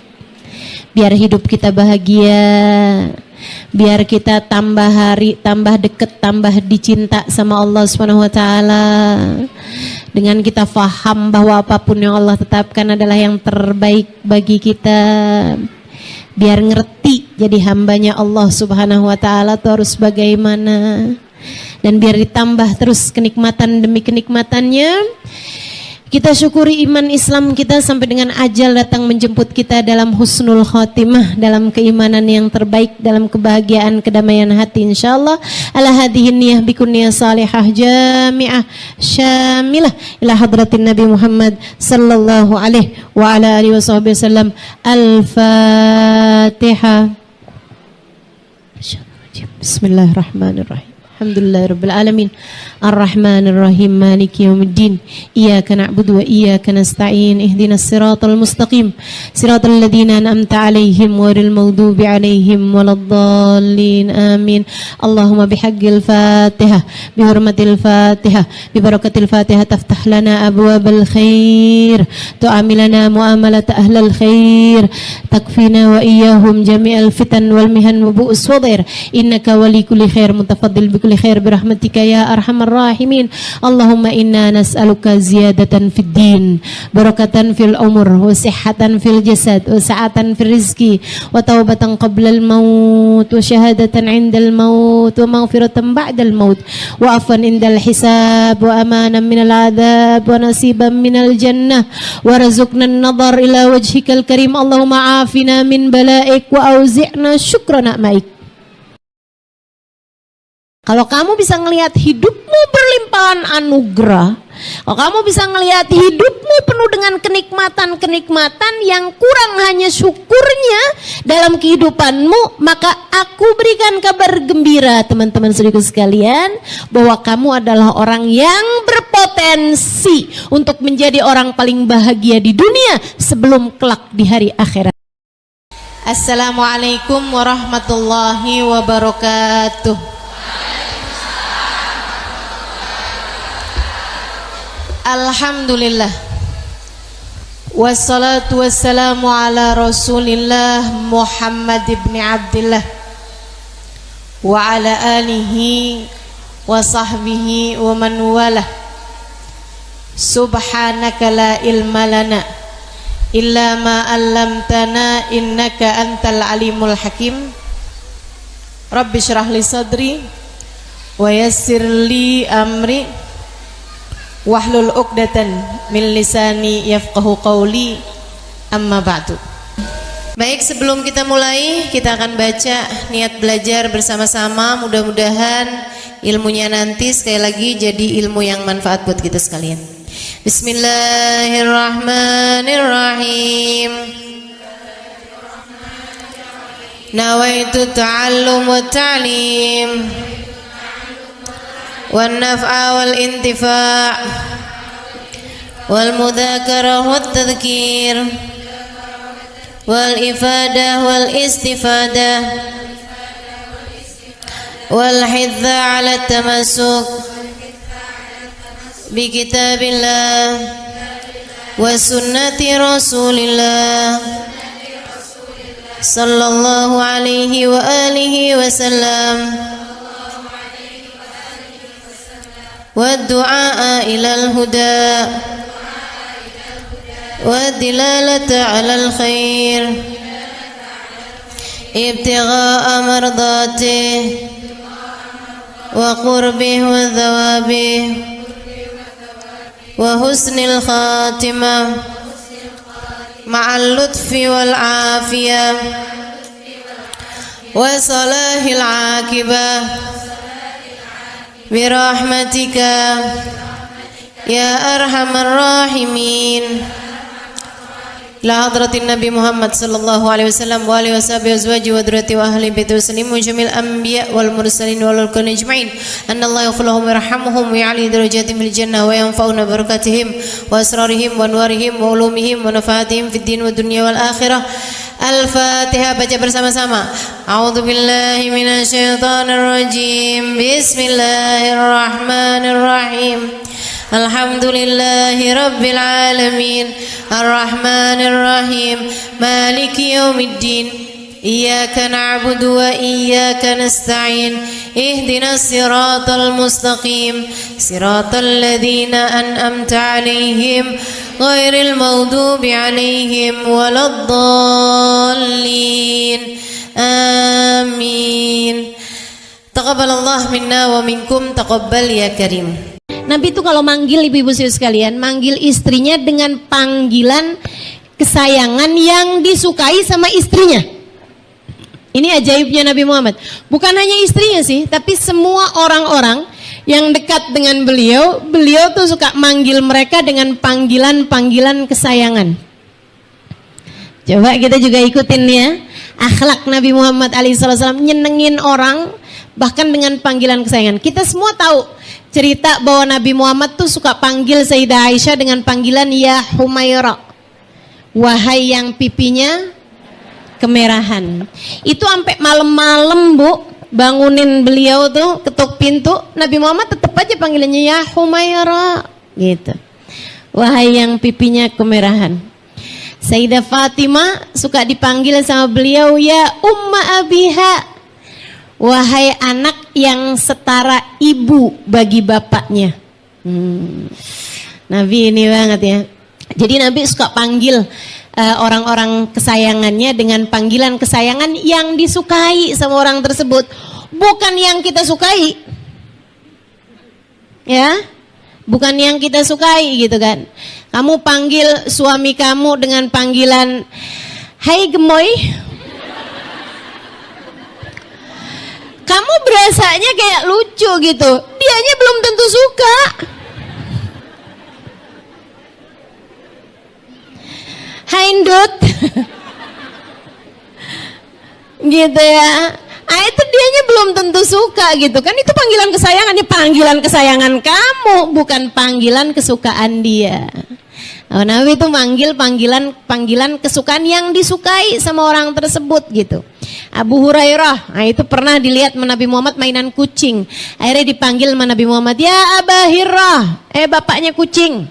Padahal namanya Abdurrahman. Nabi suka panggil dengan panggilan kesayangan. Salah satu panggilan kesayangannya kepada Sayyidah Aisyah adalah ya Aish. Artinya wahai hidupku. Ya Allah, kalau kita dipanggil begitu sama laki kita, meleleh. Masya Allah, indah ya, luar biasa ya. Nabi manggil kemudian, ya Aish. Dan Sayyidah Aisyah, lebih ya Rasulullah, ini udah hampir ketiduran nih, melek mata.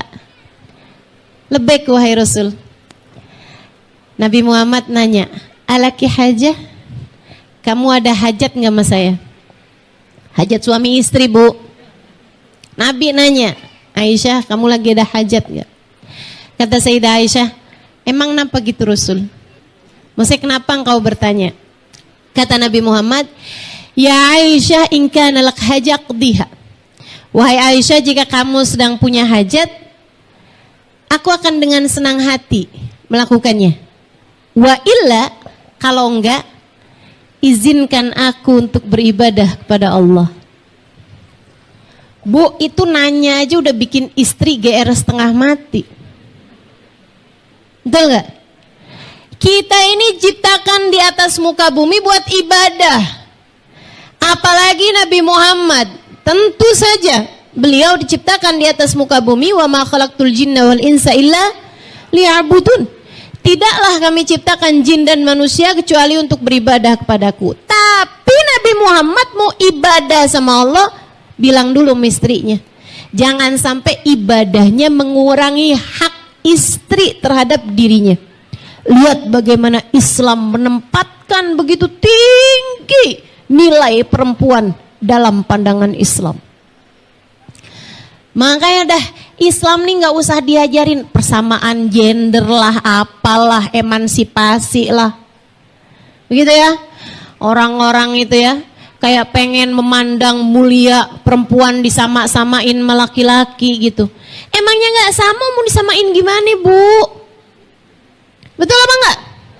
Orang laki-laki mau nyapu halaman gitu kan, atau mau nyiram-nyiram gitu, buka baju, buka atasan gitu, biasa-biasa aja. Cewek mau disamain, ya ampun. Kebayang kayak apaan?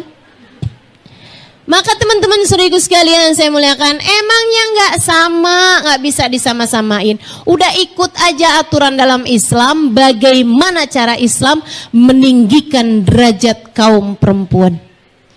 Ngeliat cara Nabi Muhammad memperlakukan perempuan, kita jadi ngerti betapa sangat berharganya kita sebagai perempuan dalam pandangan Allah, dalam pandangan Rasulullah. Makanya memang benar kata Nabi, laki-laki yang mulia yang dapat memuliakan perempuan, dan laki-laki yang hina yang dapat menghina perempuan. Gitu ya. Nih ibu-ibu pada dapat senjata nih. Apa tadi Ustazah? Ulangi coba. Biar saya bisa bilangin sama suami saya itu ya.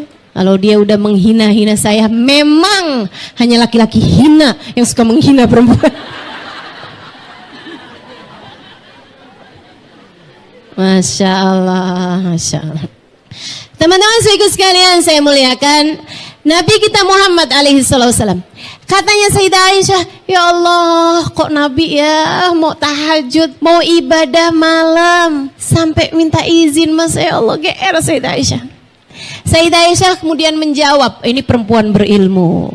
Perempuan berilmu, coba nih, liatin jawaban perempuan berilmu. Kalau kamu tanyain sama suaminya kayak begitu, palingan jawabannya, jangan sholat.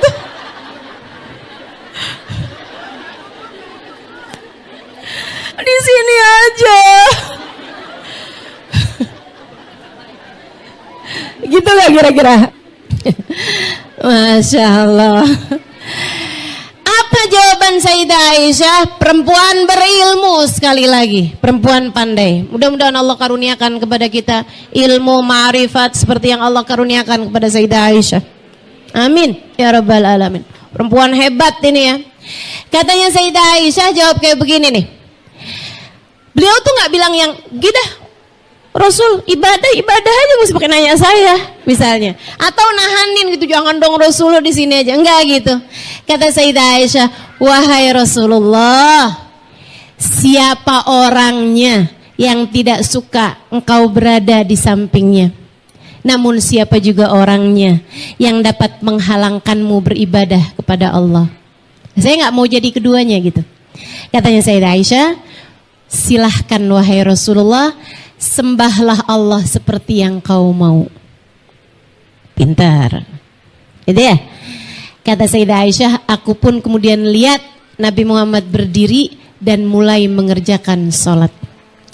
Teman-teman sekalian, Nabi Muhammad sholat terus panjang gitu berdirinya. Kata Sayyidah Aisyah, aku ngantuk tiduran. Aku kebangun beberapa saat kemudian dan dalam keremangan lampu, ya, aku lihat Nabi Muhammad masih sedang sholat. Aku pun kembali ketiduran. Kemudian terjaga beberapa saat sesudahnya, berapa jam sudahnya, aku dapati Nabi Muhammad masih sedang sholat. Aku tertidur kembali. Aku dapetin Nabi Muhammad ketika aku terbangun, beliau sedang juga mengerjakan sholat. Antara ruku, antara sujud, antara duduk di antara dua sujud, antara tahiyat, antara lagi doa, tapi masih terus ibadah aja. Dan yang paling lama beliau aku dapati sedang berdiri menghadap Allah Subhanahu wa taala. Sampai ketika aku bangun untuk juga mengerjakan tahajud di sepertiga malam yang terakhir, aku dapeti Nabi Muhammad masih sedang sholat juga. Sementara aku lihat kaki beliau telah bengkak karena kepanjangan beribadah. Para ulama mengatakan tuh Nabi Muhammad bengkak bukan karena panjangnya ibadah sebenarnya, akan tetapi karena enggak kuat sama beban yang Allah Subhanahu wa taala berikan kepada beliau.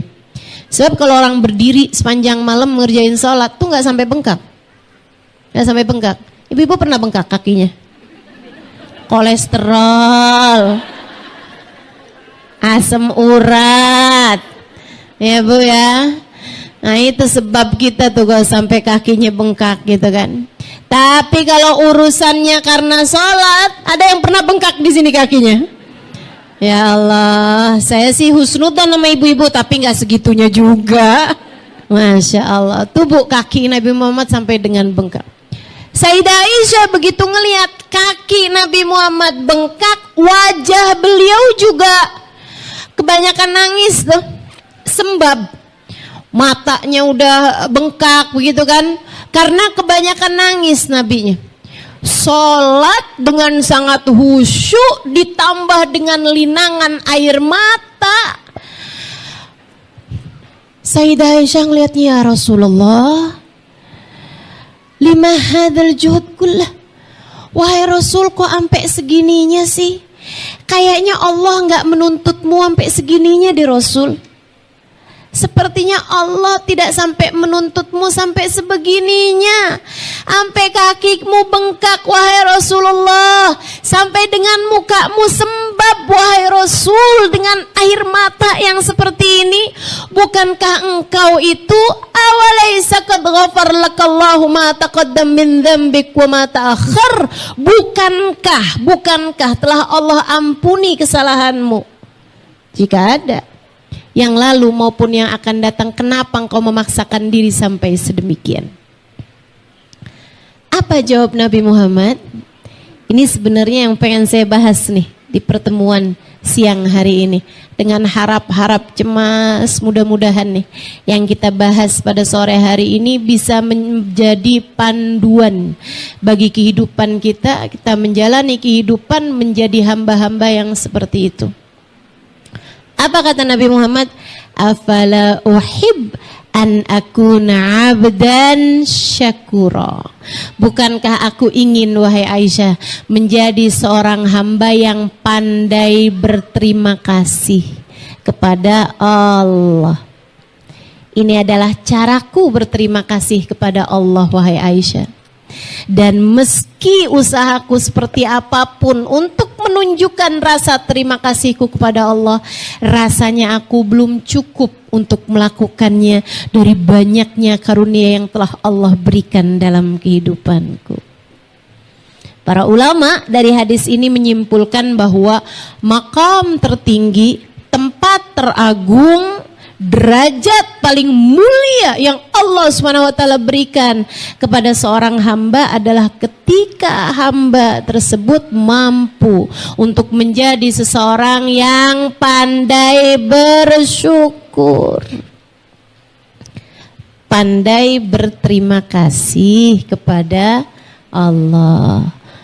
Mudah-mudahan Allah jadikan kita yang seperti itu, hamba-hamba yang pandai bersyukur, hamba-hamba yang pandai berterima kasih, hamba-hamba yang selalu melihat Allah dari sisi-sisi yang membuatnya terus berterima kasih, terus bersyukur, terus memuji Allah atas limpahan karunia yang telah Allah SWT berikan dalam kehidupannya.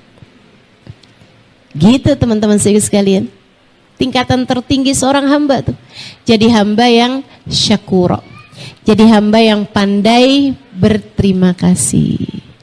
Coba kita lihat dalam hidup kita, mana yang lebih sering kamu pikirkan hal-hal indah yang Allah beri dalam hidupmu sehingga kamu banyak terima kasihnya, atau hal-hal kurang menyenangkan yang ada dalam dirimu sehingga kamu banyak ngeluhnya?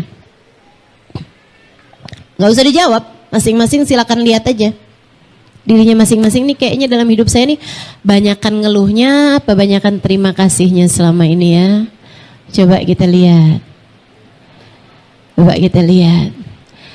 Dalam urusan orang tua, kamu dengan orang tuamu, kamu lebih sering yang alhamdulillah orang tua saya tuh ya alhamdulillah begitu, atau kenapa ya lahir dari orang tua yang begini nih, coba enakan gitu hidup saya ya, kalau orang tua saya nggak gitu-gitu kayaknya enakan nih hidup saya. Mana yang lebih sering kamu rasakan gitu? Kemudian saudara-saudara kamu, kakak adekmu, kamu lebih sering mikir yang alhamdulillah punya saudara, senang bener, atau lebih sering mikir yang ya ampun punya saudara gini amat ya, nyusahin mulu? Mana yang lebih sering kamu syukuri? Terhadap suamimu, para istri, mana yang lebih sering kamu rasakan alhamdulillah punya suami baik, punya suami Masya Allah, ya Allah panjangin umurnya, sehatin badannya ya Allah. Gimana hidup saya kalau nggak ada dia? Alhamdulillah, alhamdulillah. Begitu? Atau yang ya ampun punya laki ribetin mulu ya, nggak ada apa laki-laki lain gitu bisa tuker tambah.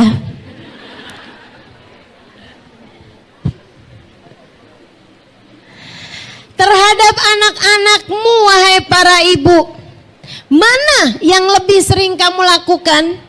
Melihat anak-anak kemudian datang syukur dalam hatimu, alhamdulillah ya Allah kau anugerahkan padaku anak-anak yang sehat, yang baik.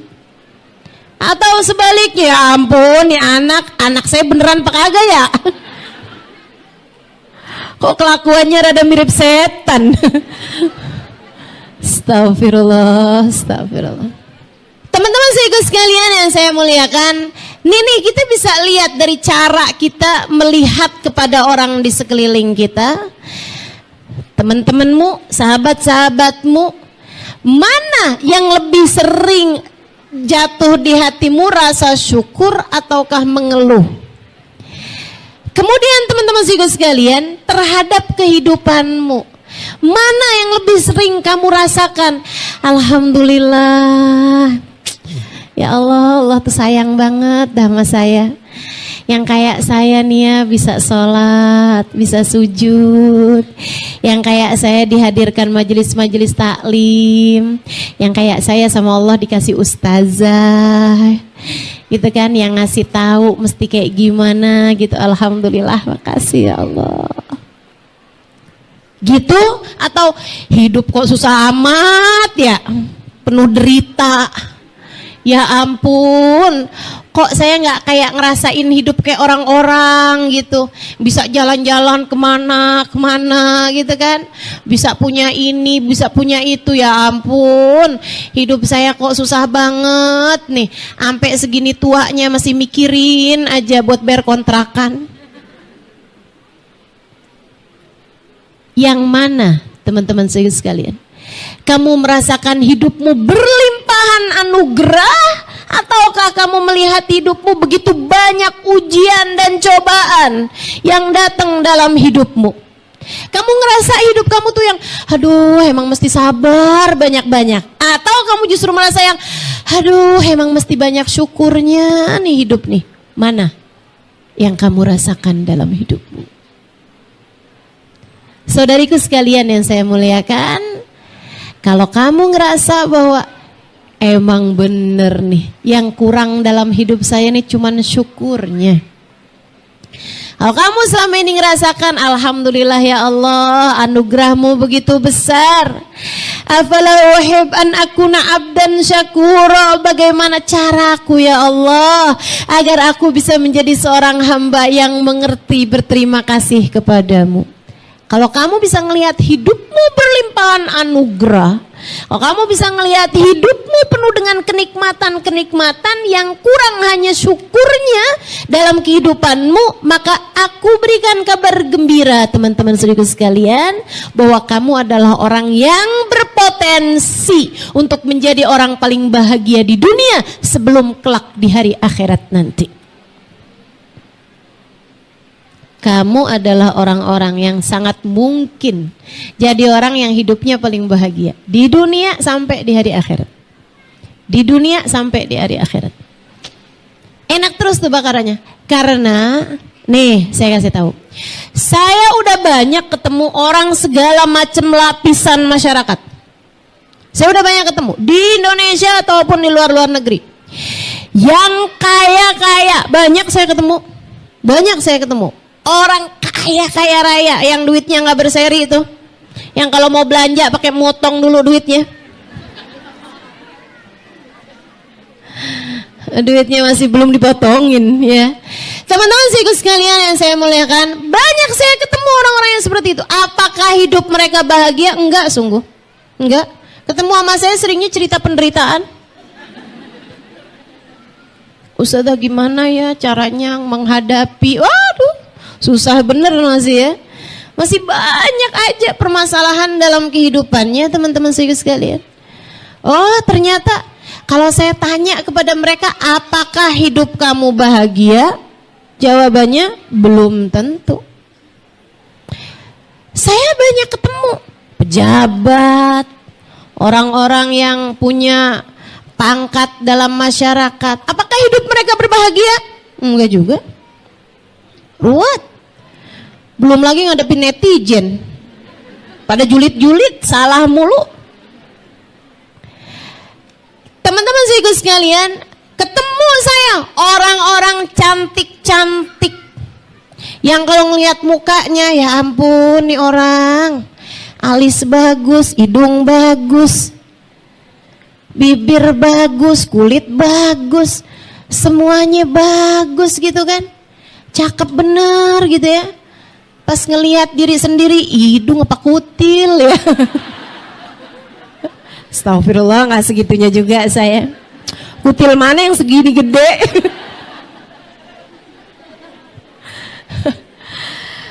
Masya Allah. Teman-teman sekalian yang saya muliakan, apakah hidup mereka bahagia? Enggak juga. Belum tentu. Enggak juga. Saya ketemu orang pinter-pinter.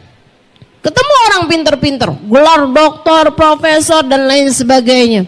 Sekolah lama-lama tuh, bukan cuman S1, S2, S Podeng, S Teller semuanya tuh. Semua diborong sama dia gitu. Apakah hidup mereka bahagia? Belum tentu. Belum tentu.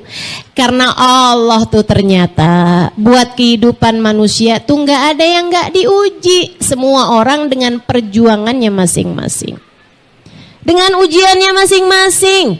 Bisa jadi dia kaya, artinya ujiannya bukan dari sisi ekonomi, tapi dari sisi yang lain. Ya Bu ya? Orang tuh nggak ada yang benar hidupnya. Saya selalu bilang, bukan benar dalam artian ini ya, dalam artian menjalani kehidupan. Tapi manusia itu tidak ada yang ideal. Tidak ada kehidupan siapapun yang ideal, teman-teman. Yang pas semuanya tuh nggak ada. Tahu kenapa? Karena Allah menciptakan dunia ini bukan untuk dunia. Kalau kamu dikasih kehidupan yang ideal, kapan ceritanya kamu kangen sama surga? Ini yang selalu saya ingatkan kepada diri saya sendiri.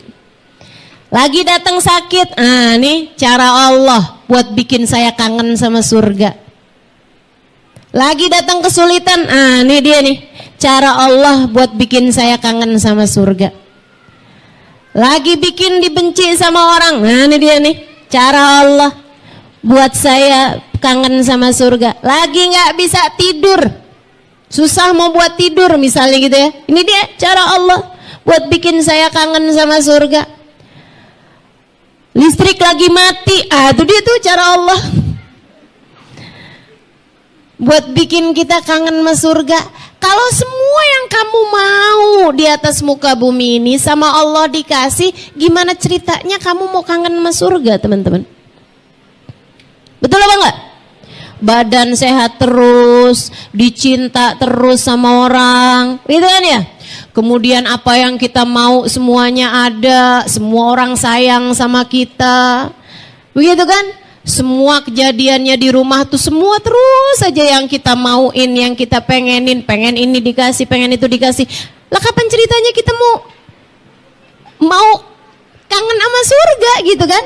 Gak ada ceritanya. Kita jadinya terlalu betah hidup di dunia. Padahal dunia ini tidak diciptakan untuk kesejatian, akan tetapi semua yang ada di dunia ini adalah fana, adalah sementara. Sesuatunya pasti akan habis, akan hilang.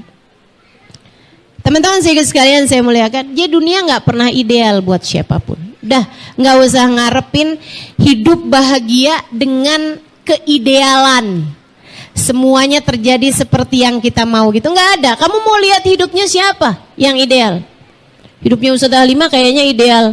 Siapa bilang? Saya sudah menikah 20 tahun dan saya belum ada anak. Ideal? Nggak ideal pasti. Kan begitu ya? Teman-teman sekalian, nggak ideal. Hidup siapapun tuh nggak ada yang ideal. Kalau kamu nganggap hidup seseorang ideal, yaitu karena dia mampu menampilkan yang ideal-idealnya itu aja. Banyak ustadzah yang ideal tuh yang di Instagram yang suka ngasih tahu lagi liburan sama suaminya ke Belanda, sama anak-anaknya naik pesawat, duduknya di kelas bisnis, masuk hotel, hotelnya yang bintang 7.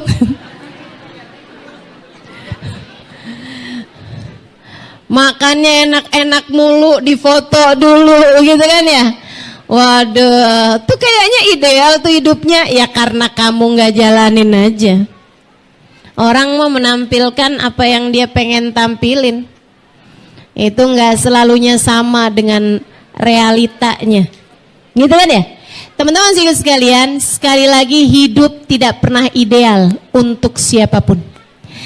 Lah terus apakah artinya tidak ada orang yang bahagia hidupnya di atas muka bumi ini? Ada. Siapa dia? Orang yang pandai bersyukur. Itu dia yang paling bahagia. Dikasih sehat, alhamdulillah ya Allah, jadi enak ibadahnya, jadi enak kerjain semuanya. Dikasih sakit, alhamdulillah ya Allah, saatnya buat diam-diam berpahala. saatnya untuk dosa berguguran tanpa mengeluarkan energi yang berlebihan. Orang kalau lagi sakit, Bu, itu dosa berguguran dari dirinya. Dia nggak ngapa-ngapain aja dosa berguguran. Ibu kalau lagi sakit kayak naik taksi gitu ya, taksi Argo tuh, gitu kan? Terus ibu tidur gitu, kayak gitu tuh. Jadi walaupun kamu tidur di dalam taksi itu, argonya jalan terus. Demikian pula kalau kamu lagi sakit tuh, kamu tidur aja, kamu diem aja, itu argo pahalamu jalan terus. Dan gak sedikit, jalannya cepet. Kata Allah, innama yuwaffas sabiruna ajrahum bighairi hisab. Allah Subhanahu wa taala penuhi kuota pahala orang-orang yang sabar tanpa batas. Tanpa batas, bighairi hisab, nggak ada hisabnya, tanpa batas, nggak ada hitungannya. Bisa banyak banget. Pahalanya banyak, dosa bergugurannya banyak. Yang kata Nabi Muhammad, "Lau araftum ma da'atallah 'alal ajdam latamannaitum an law kanu judama." Andai saja kalian tahu pahala apa yang Allah berikan kepada para penderita kusta, kalian akan berharap andai waktu hidup di dunia aku kena penyakit kusta. Kalau kamu tahu nilai pahalanya kayak apa. Makanya orang yang pandai bersyukur, lagi dikasih sehat, alhamdulillah ya Allah. Lagi dikasih sakit, alhamdulillah ya Allah. Selalu saja bisa menikmati segala keadaan. Enak terus hidupnya. Enak terus hidupnya. Hamba Allah Subhanahu wa taala nih. Maka kalau kamu tanya siapa yang paling bahagia hidupnya, ya mereka-mereka ini, para kekasih-kasih Allah Subhanahu wa taala, teman-teman. Jadi kalau kamu menganggap bahwa saya pengen hidup saya bahagia, gimana caranya nih biar punya banyak uang, gimana caranya nih biar saya bisa kawin sama laki-laki yang kaya raya, gimana caranya nih biar saya bisa jadi bininya pejabat, misalnya gitu. Kamu sedang salah arah menentukan kemana alamat bahagiamu. Alamat bahagia ada pada hati yang mampu mensyukuri segala keadaan. Alamat bahagia ada pada hati yang selalu mengingat Allah dalam segala keadaan. Karenanya Allah mengatakan tentang mereka, ala inna awliya Allah la khaufun alaihim walahum yahzanun. Ketahuilah sesungguhnya para kekasih Allah la khaufun alaihim, gak punya rasa khawatir, tidak punya rasa ketakutan, tidak dijebak dalam rasa ketakutan, tidak terpenjara dalam kekhawatiran. Mereka hidup dalam damai, mereka hidup dalam kesejahteraan, mereka hidup dalam kesentosaan, mereka hidup dalam kebahagiaan karena mereka menikmati setiap momen yang datang dalam kehidupan. Hamba-hamba paling bahagia, la khauf, nggak punya rasa takut, nggak punya rasa khawatir, walahum yahzanun, dan mereka tidak punya huzn, tidak punya kesedihan dalam hidupnya, nggak punya sedih aja nggak punya, apalagi stres, apalagi depresi, nggak ada, bahagia terus-terusan. Teman-teman, beberapa waktu yang lalu, beberapa tahun lalu saya ada pergi ke Aceh. Ada satu daerah pertama itu ya yang saya ngisi kajian di situ. Ada satu daerah itu teman-teman, ada makamnya seorang waliullah di sana dari marga Bilfaqih, Abdurrahman Bilfaqih. Beliau makamnya di situ, beliau sama istrinya. Ya, ada makamnya beliau bersama dengan istrinya di makam tersebut. Nah, di depannya itu sekarang dibangunkan satu monumen. Jadi itu ada makamnya Habib Abdurrahman Bilfaqih bersama dengan istrinya, gitu ya. Kemudian di belakangnya, nih kayak misalnya nih kayak gini ya. Sebelah situ tuh ada makamnya beliau bersama dengan istrinya, sebuah bangunan. Di situnya tuh masjidnya beliau. yang dulunya dibangun sama beliau. Nah itu masjidnya gitu. Di sininya nih dulunya rumahnya penjaganya.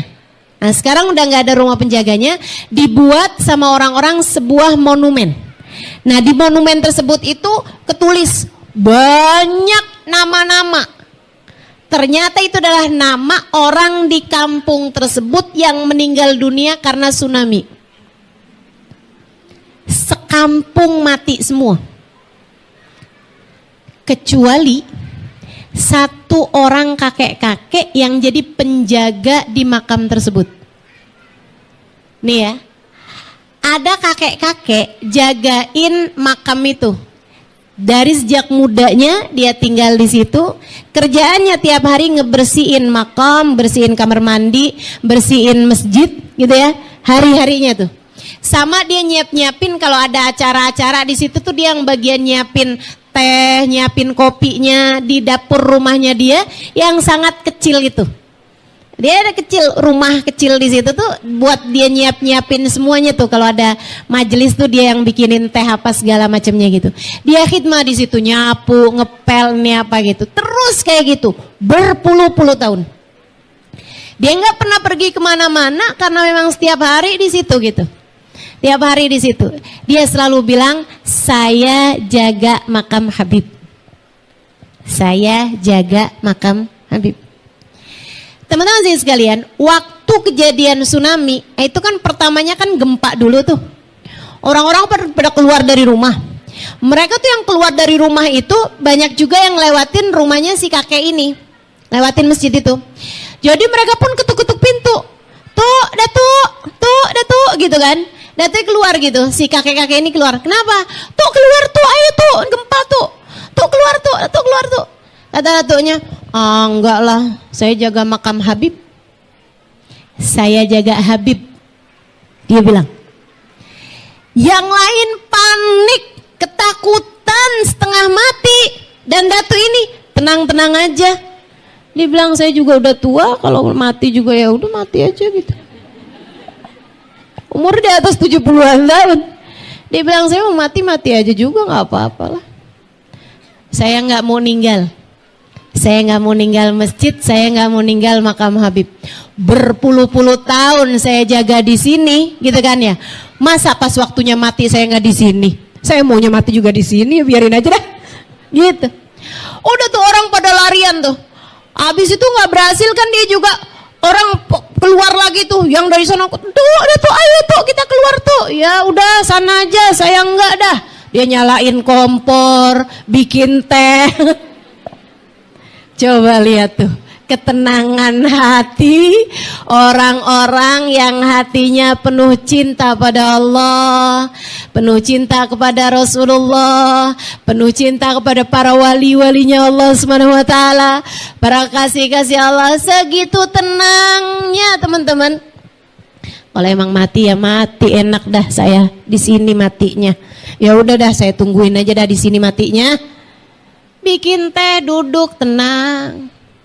Teman-teman sekalian, orang semua berdoa, ayo tuh, keluar tuh. Dia biarin, ya nggak apa-apa, udah, ayo tuh selamatkan diri, udah di sini aja. Saya emang udah tua juga, katanya gitu. Teman-teman sekalian, sampai kemudian kejadian tsunami itu, subhanallah, orang-orang ngelihatnya air tuh kayak ngelompatin masjid dan 3 area tersebut.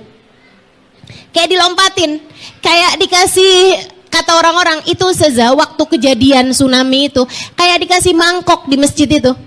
Masjid, makamnya Habib sama rumah itu tuh kayak ditutupin dulu, kayak lagi mau dibasahin yang lain-lain, tapi yang ini ditutupin mangkok dulu gitu.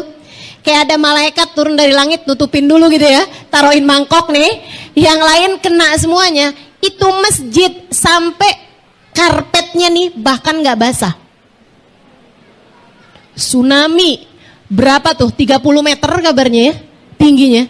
Itu karpet masjidnya nggak basah teman-teman. Subhanallah nggak, Allah jagain para kekasih-kekasihnya.